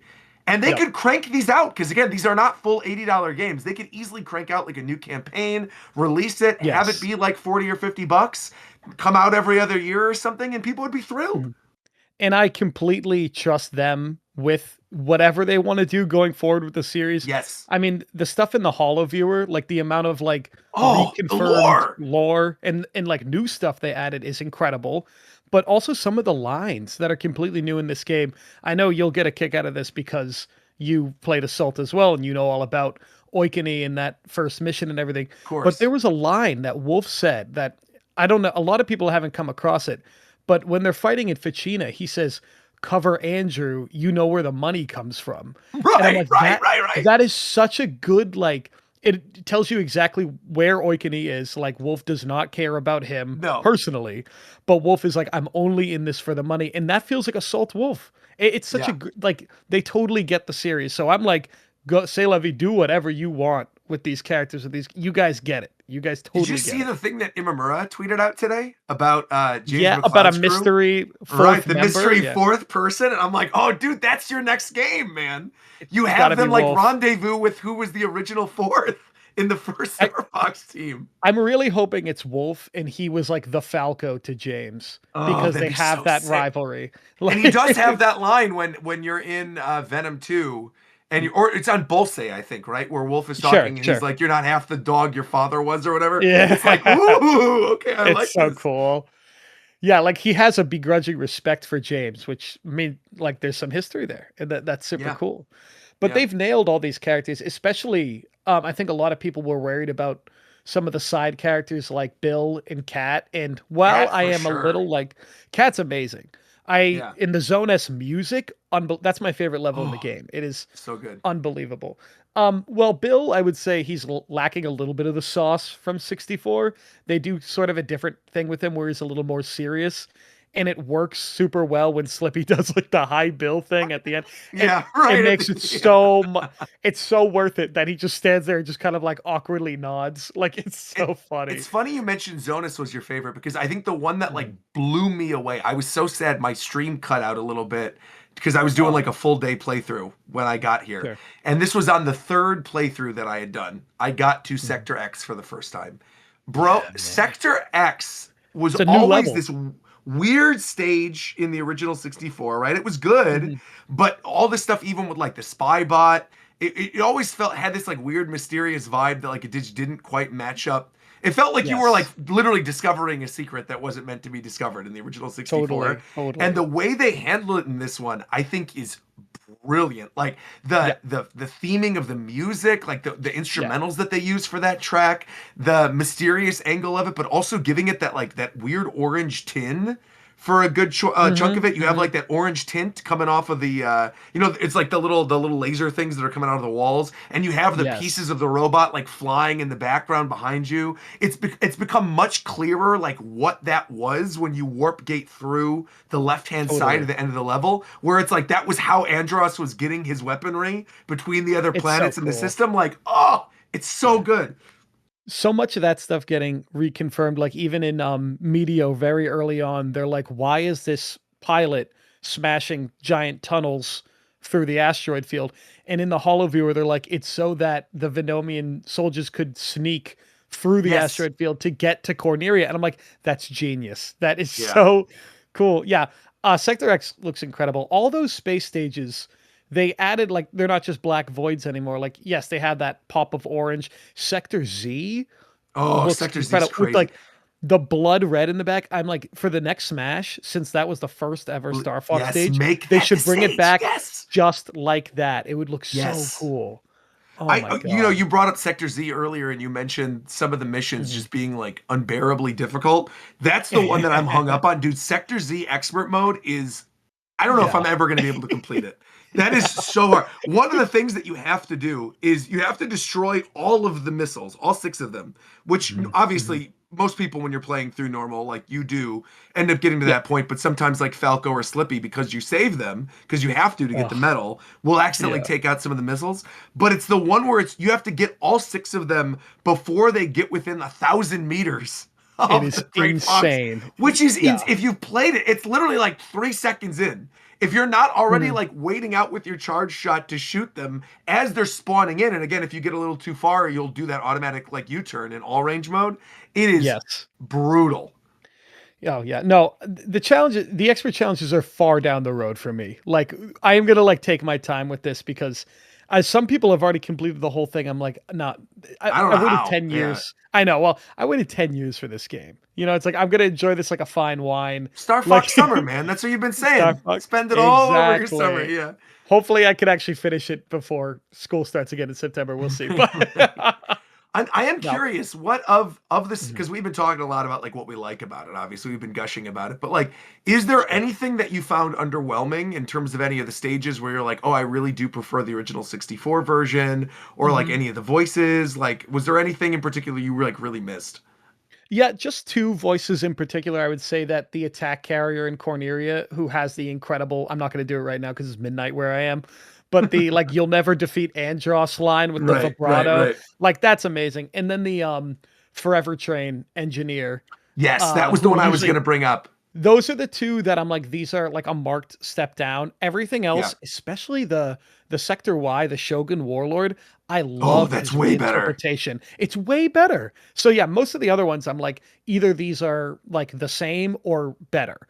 I think Andros on the whole is like 5 times better than the original. Oh, Andros. dude, this Andros is the best they've ever done Andros in any game ever. Like, far and away, they did such a good job. Not only like with his design making him menacing, but dude, when you're playing on the bad ending and you get to, because McDareth, you played for the first time on the original 64 recently, right? You played, you know, obviously you get to the robot Andros on the bad ending, right? In the new game, I'm assuming you haven't gotten this far in it, but like in the new game, when you battle the bad ending Andros, there is a musical cue that kicks in after you've beaten his first form before the robot form comes up, and they time the music cue of the bum bum bum bum with the orchestra with the glowing lights of the robot before he charges at you. And like the first time it happens, you're like, holy shit, man. I can't believe they nailed this. And it makes you almost want to do the bad ending instead of the good ending. Again and again, right? Yeah. That's how I feel about getting to Titania. Like, because Titania is such an incredible level. Incredible. Yeah, it's so much better than 64's version. Also, speaking of music, I'm not going to spoil it because I know probably some people in chat haven't reached the true end yet, maybe. But how about that music after you beat True Andros? Oh, unbelievable. Like, are we joking? joking? You hear the little bit of the flute and it starts to play like, almost like this, it has this spiritual vibe kind of to it. Yeah. And then it backs off and then fades into the full orchestration. Oh. Peak. It's peak. It's that like really uncomfortable in kind of like a goosebump way, not like a bad way, but like that like angelic vocal by itself. Yeah, the choir kicking in. Oh, it totally evokes that like, am I really seeing this kind of thing? It's like it also made me realize like if they're able and willing to do this with a $50 game on Switch 2, there is no excuse for any Zelda or Mario moving forward to not have a soundtrack like this. Like, there's simply no way. Right? Like, I refuse. I like a good bit boppy kind of soundtrack every once in a while, but like for a 3D Mario or a Zelda game, for the rest of time, they need to have a soundtrack like this. I totally agree because the I've been listening to the new free roam tracks when they come out like once a week on Nintendo Music, and they're just unbelievable. And it's like, they're so good. You think about a new 3D Mario with this kind of, it doesn't even have to be the jazz fusion stuff, which I'll take. I love it. Yeah, of but course. Just that sort of attention to detail with the music. Because I think I was talking to you about this when you were on the podcast, but Galaxy is like the biggest coin flip of a soundtrack because you have these like incredible sweeping orchestral scores, and then you go into a level and it's like beep beep beep beep boop boop boop, boop, and you're like, oh my god, come on. Like they couldn't do it all the way through. But those melodies are like timeless, so it's like if you just put the right instruments and production behind them, it's going to be incredible. Oh, it's so good. I really Ocarina of Time. We need that. Oh my god. It's gonna Ocarina of Time. I have no doubt is going to be one of them. Even just from the little bit that we heard in the trailer during Summer Game Fest, like that. That alone, hearing Saria's song and hearing the little bit of the forest, like that game will be fully orchestrated. I also fully believe that game is going to be fully voiced. Like I have no doubt that game is going to have like fully voiced sound, like cutscenes and everything like that. And if you thought the discourse about StarFox 64 voices was bad, that's going to be crazy. I think the difference though is that people don't have anything to compare to with that, right? Other than like that's or Zelda making like noises or Ganondorf going, there's not really a lot of stuff like those characters don't speak outright. Whereas 64, people really have the nostalgia. Because Breath of the Wild and Tears of the Kingdom. Well, Breath of the Wild. But I think the difference is Breath of the Wild and Tears of the Kingdom have more of like it's not quite like the Xenoblade aesthetic. You know how like Xenoblade you've got like the Australian and the European voices? I feel like British, yeah, Zelda most of was them. doing that a little bit with Tears of the Kingdom. Like with even the way that Zelda speaks, I don't think that's going to be the case with the new one. I do think it's going to be a little bit more standard English, but like I'm pumped, man. I can't wait. Yeah, I think Yeah, it's I going to would be love really, if they really good. do if they do a whole new voice cast. I loved Matt Mercer's Ganondorf, but if they do a whole new voice cast, I think that would be a great idea. Yeah. I think there will be. That's all I can say. I think there will be because there is one thing. There's one character I'm privy to where I'm like, oh, when I found out You can't who they're tell me that voicing, stuff, I Raj. You can't. cannot. I can't. Well, I can't. I literally can't. Yeah, I can't. So, Of course. Oh my but god. there is. I think it's going to be awesome, man. No But doubt. with the StarFox ending, just to close out that bit, unless anyone has anything to add, I just Yeah. the thing that I like the most about it is not, there could have been a sequel tease, like a nod towards adventures or a nod towards but it does leave the door open for like we're taking other jobs and now we're running off into the sunset and we're flying our ships. So to me, I do really feel like there is now a direction in the series with established characters. Slippy's fantastic in this game. Falco actually has an arc. Like there's and oh god, Peppy and Fox, their whole thing, it's just so great. So there's so much there's actually like a direction this series can go in now. And by the end of Star Fox Summer, over on my channel, I'm gonna do a little video about my sequel ideas. And Roger, I've already talked to you about some of those. So maybe we can talk. The lion one is actually such a good idea. I love that. Maybe having like the maybe we jungle could cats be the enemies. Oh, yeah. Maybe we could talk after the podcast sometime about you coming over to the channel again, and we can figure out heck something yeah, for man. that. I'm happy to talk sequels. And again, I do think love it. I will say I do think we are going to get them at this point. Like seeing the success, Yeah, I think so. seeing how not only the critical success but like the sales success. I do think we are probably going to get more. I do also wonder like if this is going to be a situation where there was that rumor about a new Adventures game as well. If that actually maybe is happening with a different studio, and they might be pulling what they did with the Mario RPG games late into the life cycle of Switch, right? Where there was like the Paper Mario, Mario and Luigi, and then what was the third one? It was the Mario RPG. Mario RPG, right? Like I'm almost wondering if they're going to do something similar with Star Fox of like we're going to take it in these directions, see whichever one is hitting the most with people, and then continue on from there. But to me, yeah, the future seems pretty bright with this franchise. Like I don't see a world in which Star Fox is going to be dormant for another 10 years anymore, which I think is the big thing that a lot of us were worried about when they were like, oh, it's going to be a remake game again. But it does seem pretty clear, like you said, even just the way they set it up at the ending, like casting these new voices, the sales success, Fox is going to be around for a while. Oh, music to my ears. Yeah. Well, I'm glad you were able to join us. That's good. I know it was super late. Of course, yeah. We brought you in at the end. Worries. We had a bit of a downer episode this week with the PlayStation and Xbox news, so it was good to bring a little bit of joy in there with Star Fox. Yeah. If you guys haven't played Star Fox, go play Star Fox. It's amazing. Yeah, you got it. I keep trying. Yeah, I think Shofu won't do it. I know Shofu won't do it. I keep trying to get Shofu to do it. I knew he was quietly listening. He was quietly plotting. I'm always, quietly listening. That's the name of the fucking show. I'm always doing it. Japan's not quietly listening. No, that's right. But I am listening though. No, yeah. I really do think if you gave it a chance, you would like it. I think you're crazy, buddy. I don't know, man. I mean, maybe you're not crazy. I don't think I am because you like. I'd rather play something else. Yeah, of course. I think that's valid, but I do think like if you were ever like, I'm bored for a week, I want to play through something short, I do think you would have a good time with Star Fox. Perhaps. Definitely. Yeah. Yeah, I know you guys are going to enjoy hearing Shofu's full Star Fox opinions on the episode of the Corneria podcast. Right, on the one that you guys Friday. I'm dying to hear what you guys were saying, yeah. Because I can't even imagine. Bro, it basically became... Bro, that was way before the game even came out, bro. Yeah, I know. He's been working in the back, man. No, I'm not saying that, but I'm saying what the things I say might sound crazy now because the game's up. I'm gonna preface the whole thing. Don't worry. Yeah, I'll say. That would be funny if you're like, I bet this game is gonna be terrible. It sucks. I didn't say that. I know, but it would be funny. It basically became a Japan time episode at the end. It was pretty good. That's good. That's what I like to hear. That's what I like to hear. That's good. Very, very good. Oh man, Ricky, are you planning on playing this? I'm already on. Oh. No. You fool. Why weren't you talking with us during that whole conversation? Because you guys had all the opinions. Henry Oh, had you all the literally opinions. just I didn't turned want it to on. interrupt that. Okay. That was a good conversation. That's crazy, man. Well, what do you think of it? I'm curious while you're here. That's great. Who? Me?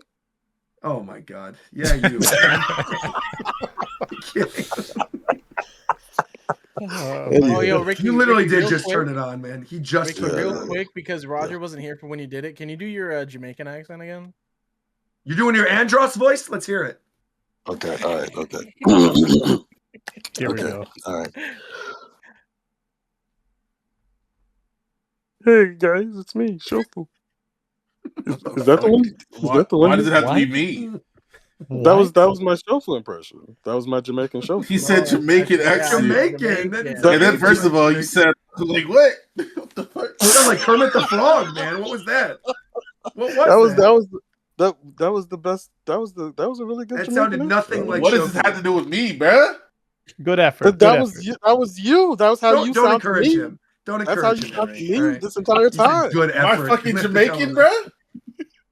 That's what I've been thinking. You didn't really You clarify. thought Shofu was Jamaican. What are you talking about, man? Yeah, actually, you want to hear something crazy? He knows where I'm from already. Before I knew Shofu, when we I have this first watched conversation Shofu's pretty soon, videos, right, in person. no, when I first What? like learned of Shofu, long before I ever met him, long before we were friends, when I first learned of him, I genuinely thought he was Japanese. I swear to God, I thought he was Japanese. I can see that. I see it. I saw Shofu and I just assumed he was Japanese. My name, bro. Yeah.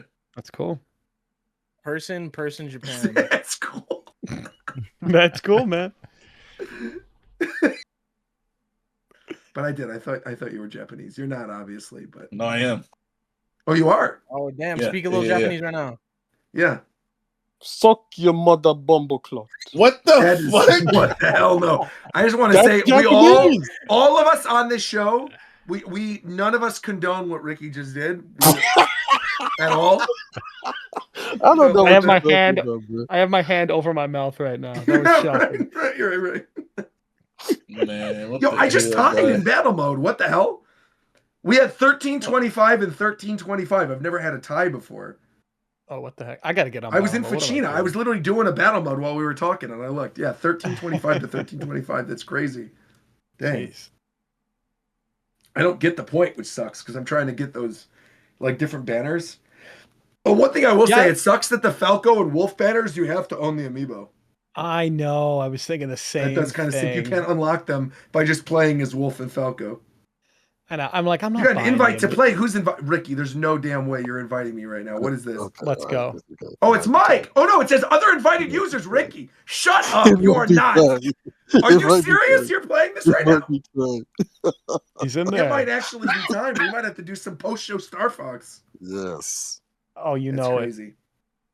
Well, thank you again for joining us, Henry. That was Yeah, a great of course. StarFox Thank you, talk. guys. Appreciate it. Again, go listen to the Corneria podcast. Go check out the episode that Shofu and McDareth did, where Shofu was saying how much he hates StarFox. It's gonna be a great it's show. great. I didn't say that. Yeah, but you got to give him a little clickbait. You got to What give the My fuck, Nintendo man? News something to write about. What?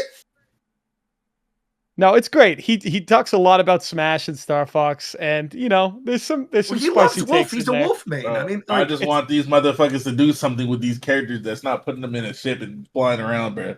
would you be down for a Star Fox Adventures? Like, if they actually bring that back, would you play that one? Yeah, flesh it out, make it not fucking booty butt, and of course I'll play it. I want to play as the character and do like obviously Smash Bros is a big influence on why I like these characters to begin with. So let me run around and punch shit and kick shit, bro. Yeah. Why don't you tweet at Vel and let them know that big and not booty butt? I think they'll appreciate it. Make it not booty butt, yeah. That is sure, bro. You should do it right now. You know, actually, That'd be fun great. fact, Hunter, who's the new voice for Fox, he like sent me a really beautiful email saying like he watched my playthrough and was like nearly That's so brought cool. to tears by the fact that like I was so emotional over it. And I was like, oh, that's super sweet. Dude lives 10 minutes from me. That's insane. He I was actually like, he what? sent me he sent me a message on Twitter and he said he was watching some of my content before the game came out and he hated that he had to like stay quiet when he was like watching all the speculation. And I'm like, dude, you knocked it out of the park, man. You were He did, yeah. so cool. I gotta find time. I'm gonna go get dinner with Fox at some point. That'll be fun. We'll go to the Americana. So cool. I still need that you to record that thing, Roger. Oh, with Erica, I do have to record that thing. What did you want her to say again? Suck your mother. No. I'm not having Just get a Japan type intro. So you want Erica as Luna to be like not Japan as Luna, starts as now. Blaze. What are you talking about? How does her Blaze sound? Does her Blaze sound like Luna, or does it sound like? It's Blaze is a princess, so she's like the way she says things between the two characters are different in terms of deflection.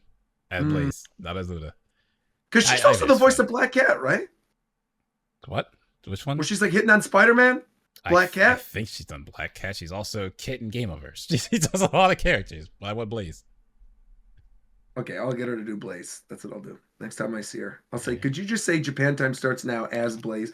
I'm going to say, my name is Blaze. I love McDareth, and Japan Time starts right now. Oh my god. Ooh, I bet she'd do it. She would do it for the memes. No. Yeah, I know you don't. Because you know. McDareth definitely wants that because the way he just said it, I want Blaze. He said no. No, because he's saying Luna, and it's like, okay, Luna's a fine character. No, I said as Blaze. I'll have her say it as Blaze. You said at first as Luna. My name is Blaze the Cat, and I love McDareth. No. Japan Time starts right now. No. Roger, please make that happen. No, it is That not. would be hype. That would be hype, man. No, it is If not. that was the intro to our show, that would actually be hype. Shofu commissioned me dabbing with the two characters I have. Still framed. No, let's not. When is your song coming out? When is your Pumpkin Hill cover happening? No, I still got to work on that. Wait, are we still doing that? Yeah, we still have to do that. Yeah. What do you mean work on it? We haven't even started, bro. Money. What do you mean? We have started. I showed you a demo. Did you not listen to it? Wait, wait, play the demo right now. No, man, we didn't start, bro. We did not start that shit, bro. There's no like. Play the demo. I don't it's believe the you. original. It's the original person, but it's like I don't even have a way to play it. We did not start nothing, bro. You have a way to play it. You're on a computer right now. Just play the demo. Hold on, let me find it. Oh, he's actually gonna do it. That's awesome. There's nothing to play, bro. We haven't started on that shit at all. We bro. have music that's like a test of how to remix it. That's what we have. A test Pumpkin of Hill, how to I'm gonna remix find it. my That's Lord not like we She's started Rouge, something. she's No. sexy and smooth. When I get in her, I'm gonna get in with these two. Yeah. I don't remember those lyrics. I don't remember those lyrics. Those are the lyrics of the Rouge song. He says, "Yo, Rouge, she's sexy and smooth. When I get with her, I'm gonna get with you too." That's the Vidal version. No, that's literally the song. I'm not even joking. What are the lyrics if they're not that? I don't remember. I know what He I know. definitely says, what "Rouge, song she's you're. sexy and smooth." I know what song you're I talking know about. for a fact they say that because my mom walked in the room when I was playing Sonic Adventure. She thought, "What the heck is this?" She saw me playing as a bat with big boobas. She didn't know what I was playing. Little 10-year-old me was having a good time playing through. I was doing the security mission over and over again. You got 5 minutes, Rouge. Find those keys. It was an awakening for me, dog. Hold on, I have to get this shit. It's a good game. It's a good game. It is a good game. I love that game. What are your top 5 favorite Sonic games, Henry? Sonic Adventure 1 is probably top. Okay. Then I would say Mania. Then It's good. Adventure 2. Then maybe 3. Then maybe Heroes. I like a lot of the 3D ones. I like Sonic Team before. He did say Sonic Battle. L. Yeah, Sonic Oh, what? He was getting to it. He was getting. I don't know. Sonic Battle's Actually, good, man. I'll be real. I honestly don't know if I've ever played Sonic Battle, so I'm not. Oh even my gonna goodness It's gracious! good. You hear this fucking guy, bro? A lot of people Sonic have not, Battle, like it's. but Sonic Battle is. Yo. I do like that game. Adam, Okay, number one game is awesome. Sonic Yo. 06. My bad. I just got a notification that you're on the front page, so think. Hey, all right. Look at that. I'll explain it after. I'm genuinely pissed off. There's no Why? way. Wait, why? I just said I'll explain it later. Okay. That stinks. Okay. All right, Well, hopefully, I now that got- you're on the front page now, we can make up for it and do I some got cool this stuff. ready. I got this ready. If you wanna. There you go. Oh my God, beautiful. Again, it is literally the original voice. It is just a test of how the rest of it would be. So let me know. All right, let's hear it. Let's hear Pretty it. sure the chat will hear this. Check I'm so glad I'm here for this. Oh, this is gonna be great. Oh, You know me, the fighting freak Knuckles, and we're at Pumpkin Hill. You ready? I ain't gon' let it get to me. I'm just gon' creep down in Pumpkin Hill. I got to find my lost piece. I know that it's here. I can sense it in my feet. The great emerald's power allows me to feel. I can't see a thing, but it's around somewhere. I'm gonna hold my head, cause I have no fear. This probably seems crazy, a graveyard theory. Our ghosts try to approach me and got married. Ask him a question and he vanished in a second. I'm walking through valleys, crying pumpkins in the alley. Didn't seem happy, but they sure tried to get me. Had to back him up with a fist metal cracker. I'm hearing someone saying, you a chicken, don't be scared. It had to be the wind, cause nobody wasn't there. I searched and I searched as I climbed up the wall. And then I started to fly, I went in deeper. Let it get to me, I'm just gon' creep. Down Pumpkin Hill, I got to find my lost piece. I know that it's here, I sense it in my feet. The great emerald's power allows me to feel. I can't see a thing, but it's around somewhere. I gotta hold my head, I have no fear. It probably seems crazy, a graveyard theory. A ghost try to approach me, he got there.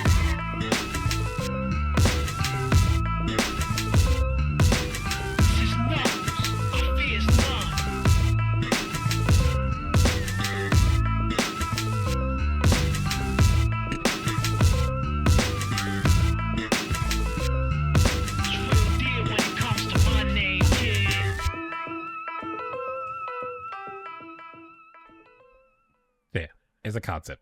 That's what we have so far. Isn't that just the song? Did you just play the song? No, it's not.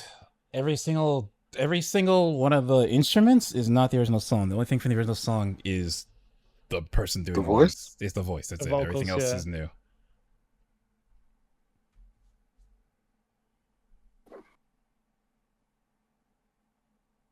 So that's like that's the way it always out. But yes, that's still something that's gonna happen.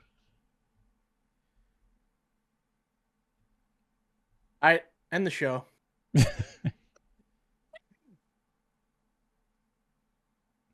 Roger?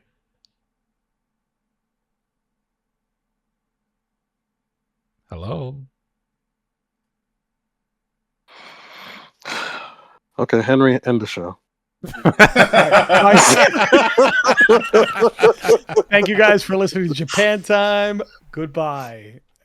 Yes. That's not how it goes. That's weak as hell, bro.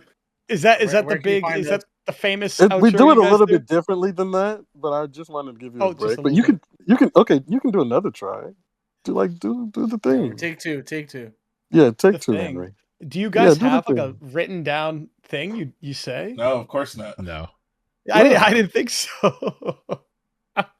Say like everyone, say like come over to the Corneria channel to watch StarFox. Hold on, stuff. Get this guy out of here, man. Get him out. That's my outro. That's oh shit. Oh Oops. my gosh. oh man. All right, Ricky, take us out, bro. All right. Do I do a classic story? Do I fart into the mic? Which one? Which one? All right. Sorry, never Yeah, mind. Thank bro. you All right, guys hold for on, watching hold on. Japan Let me get Time. my- And We'll y'all be was back. criticizing me. Clown- God, it's happening. We'll be back in like 2 weeks, probably, unless Roger has something come up. Within that time, apparently you gotta watch Pluto. We got Kirby 64 as the game club as well. So we'll catch you guys next time. Thanks for watching.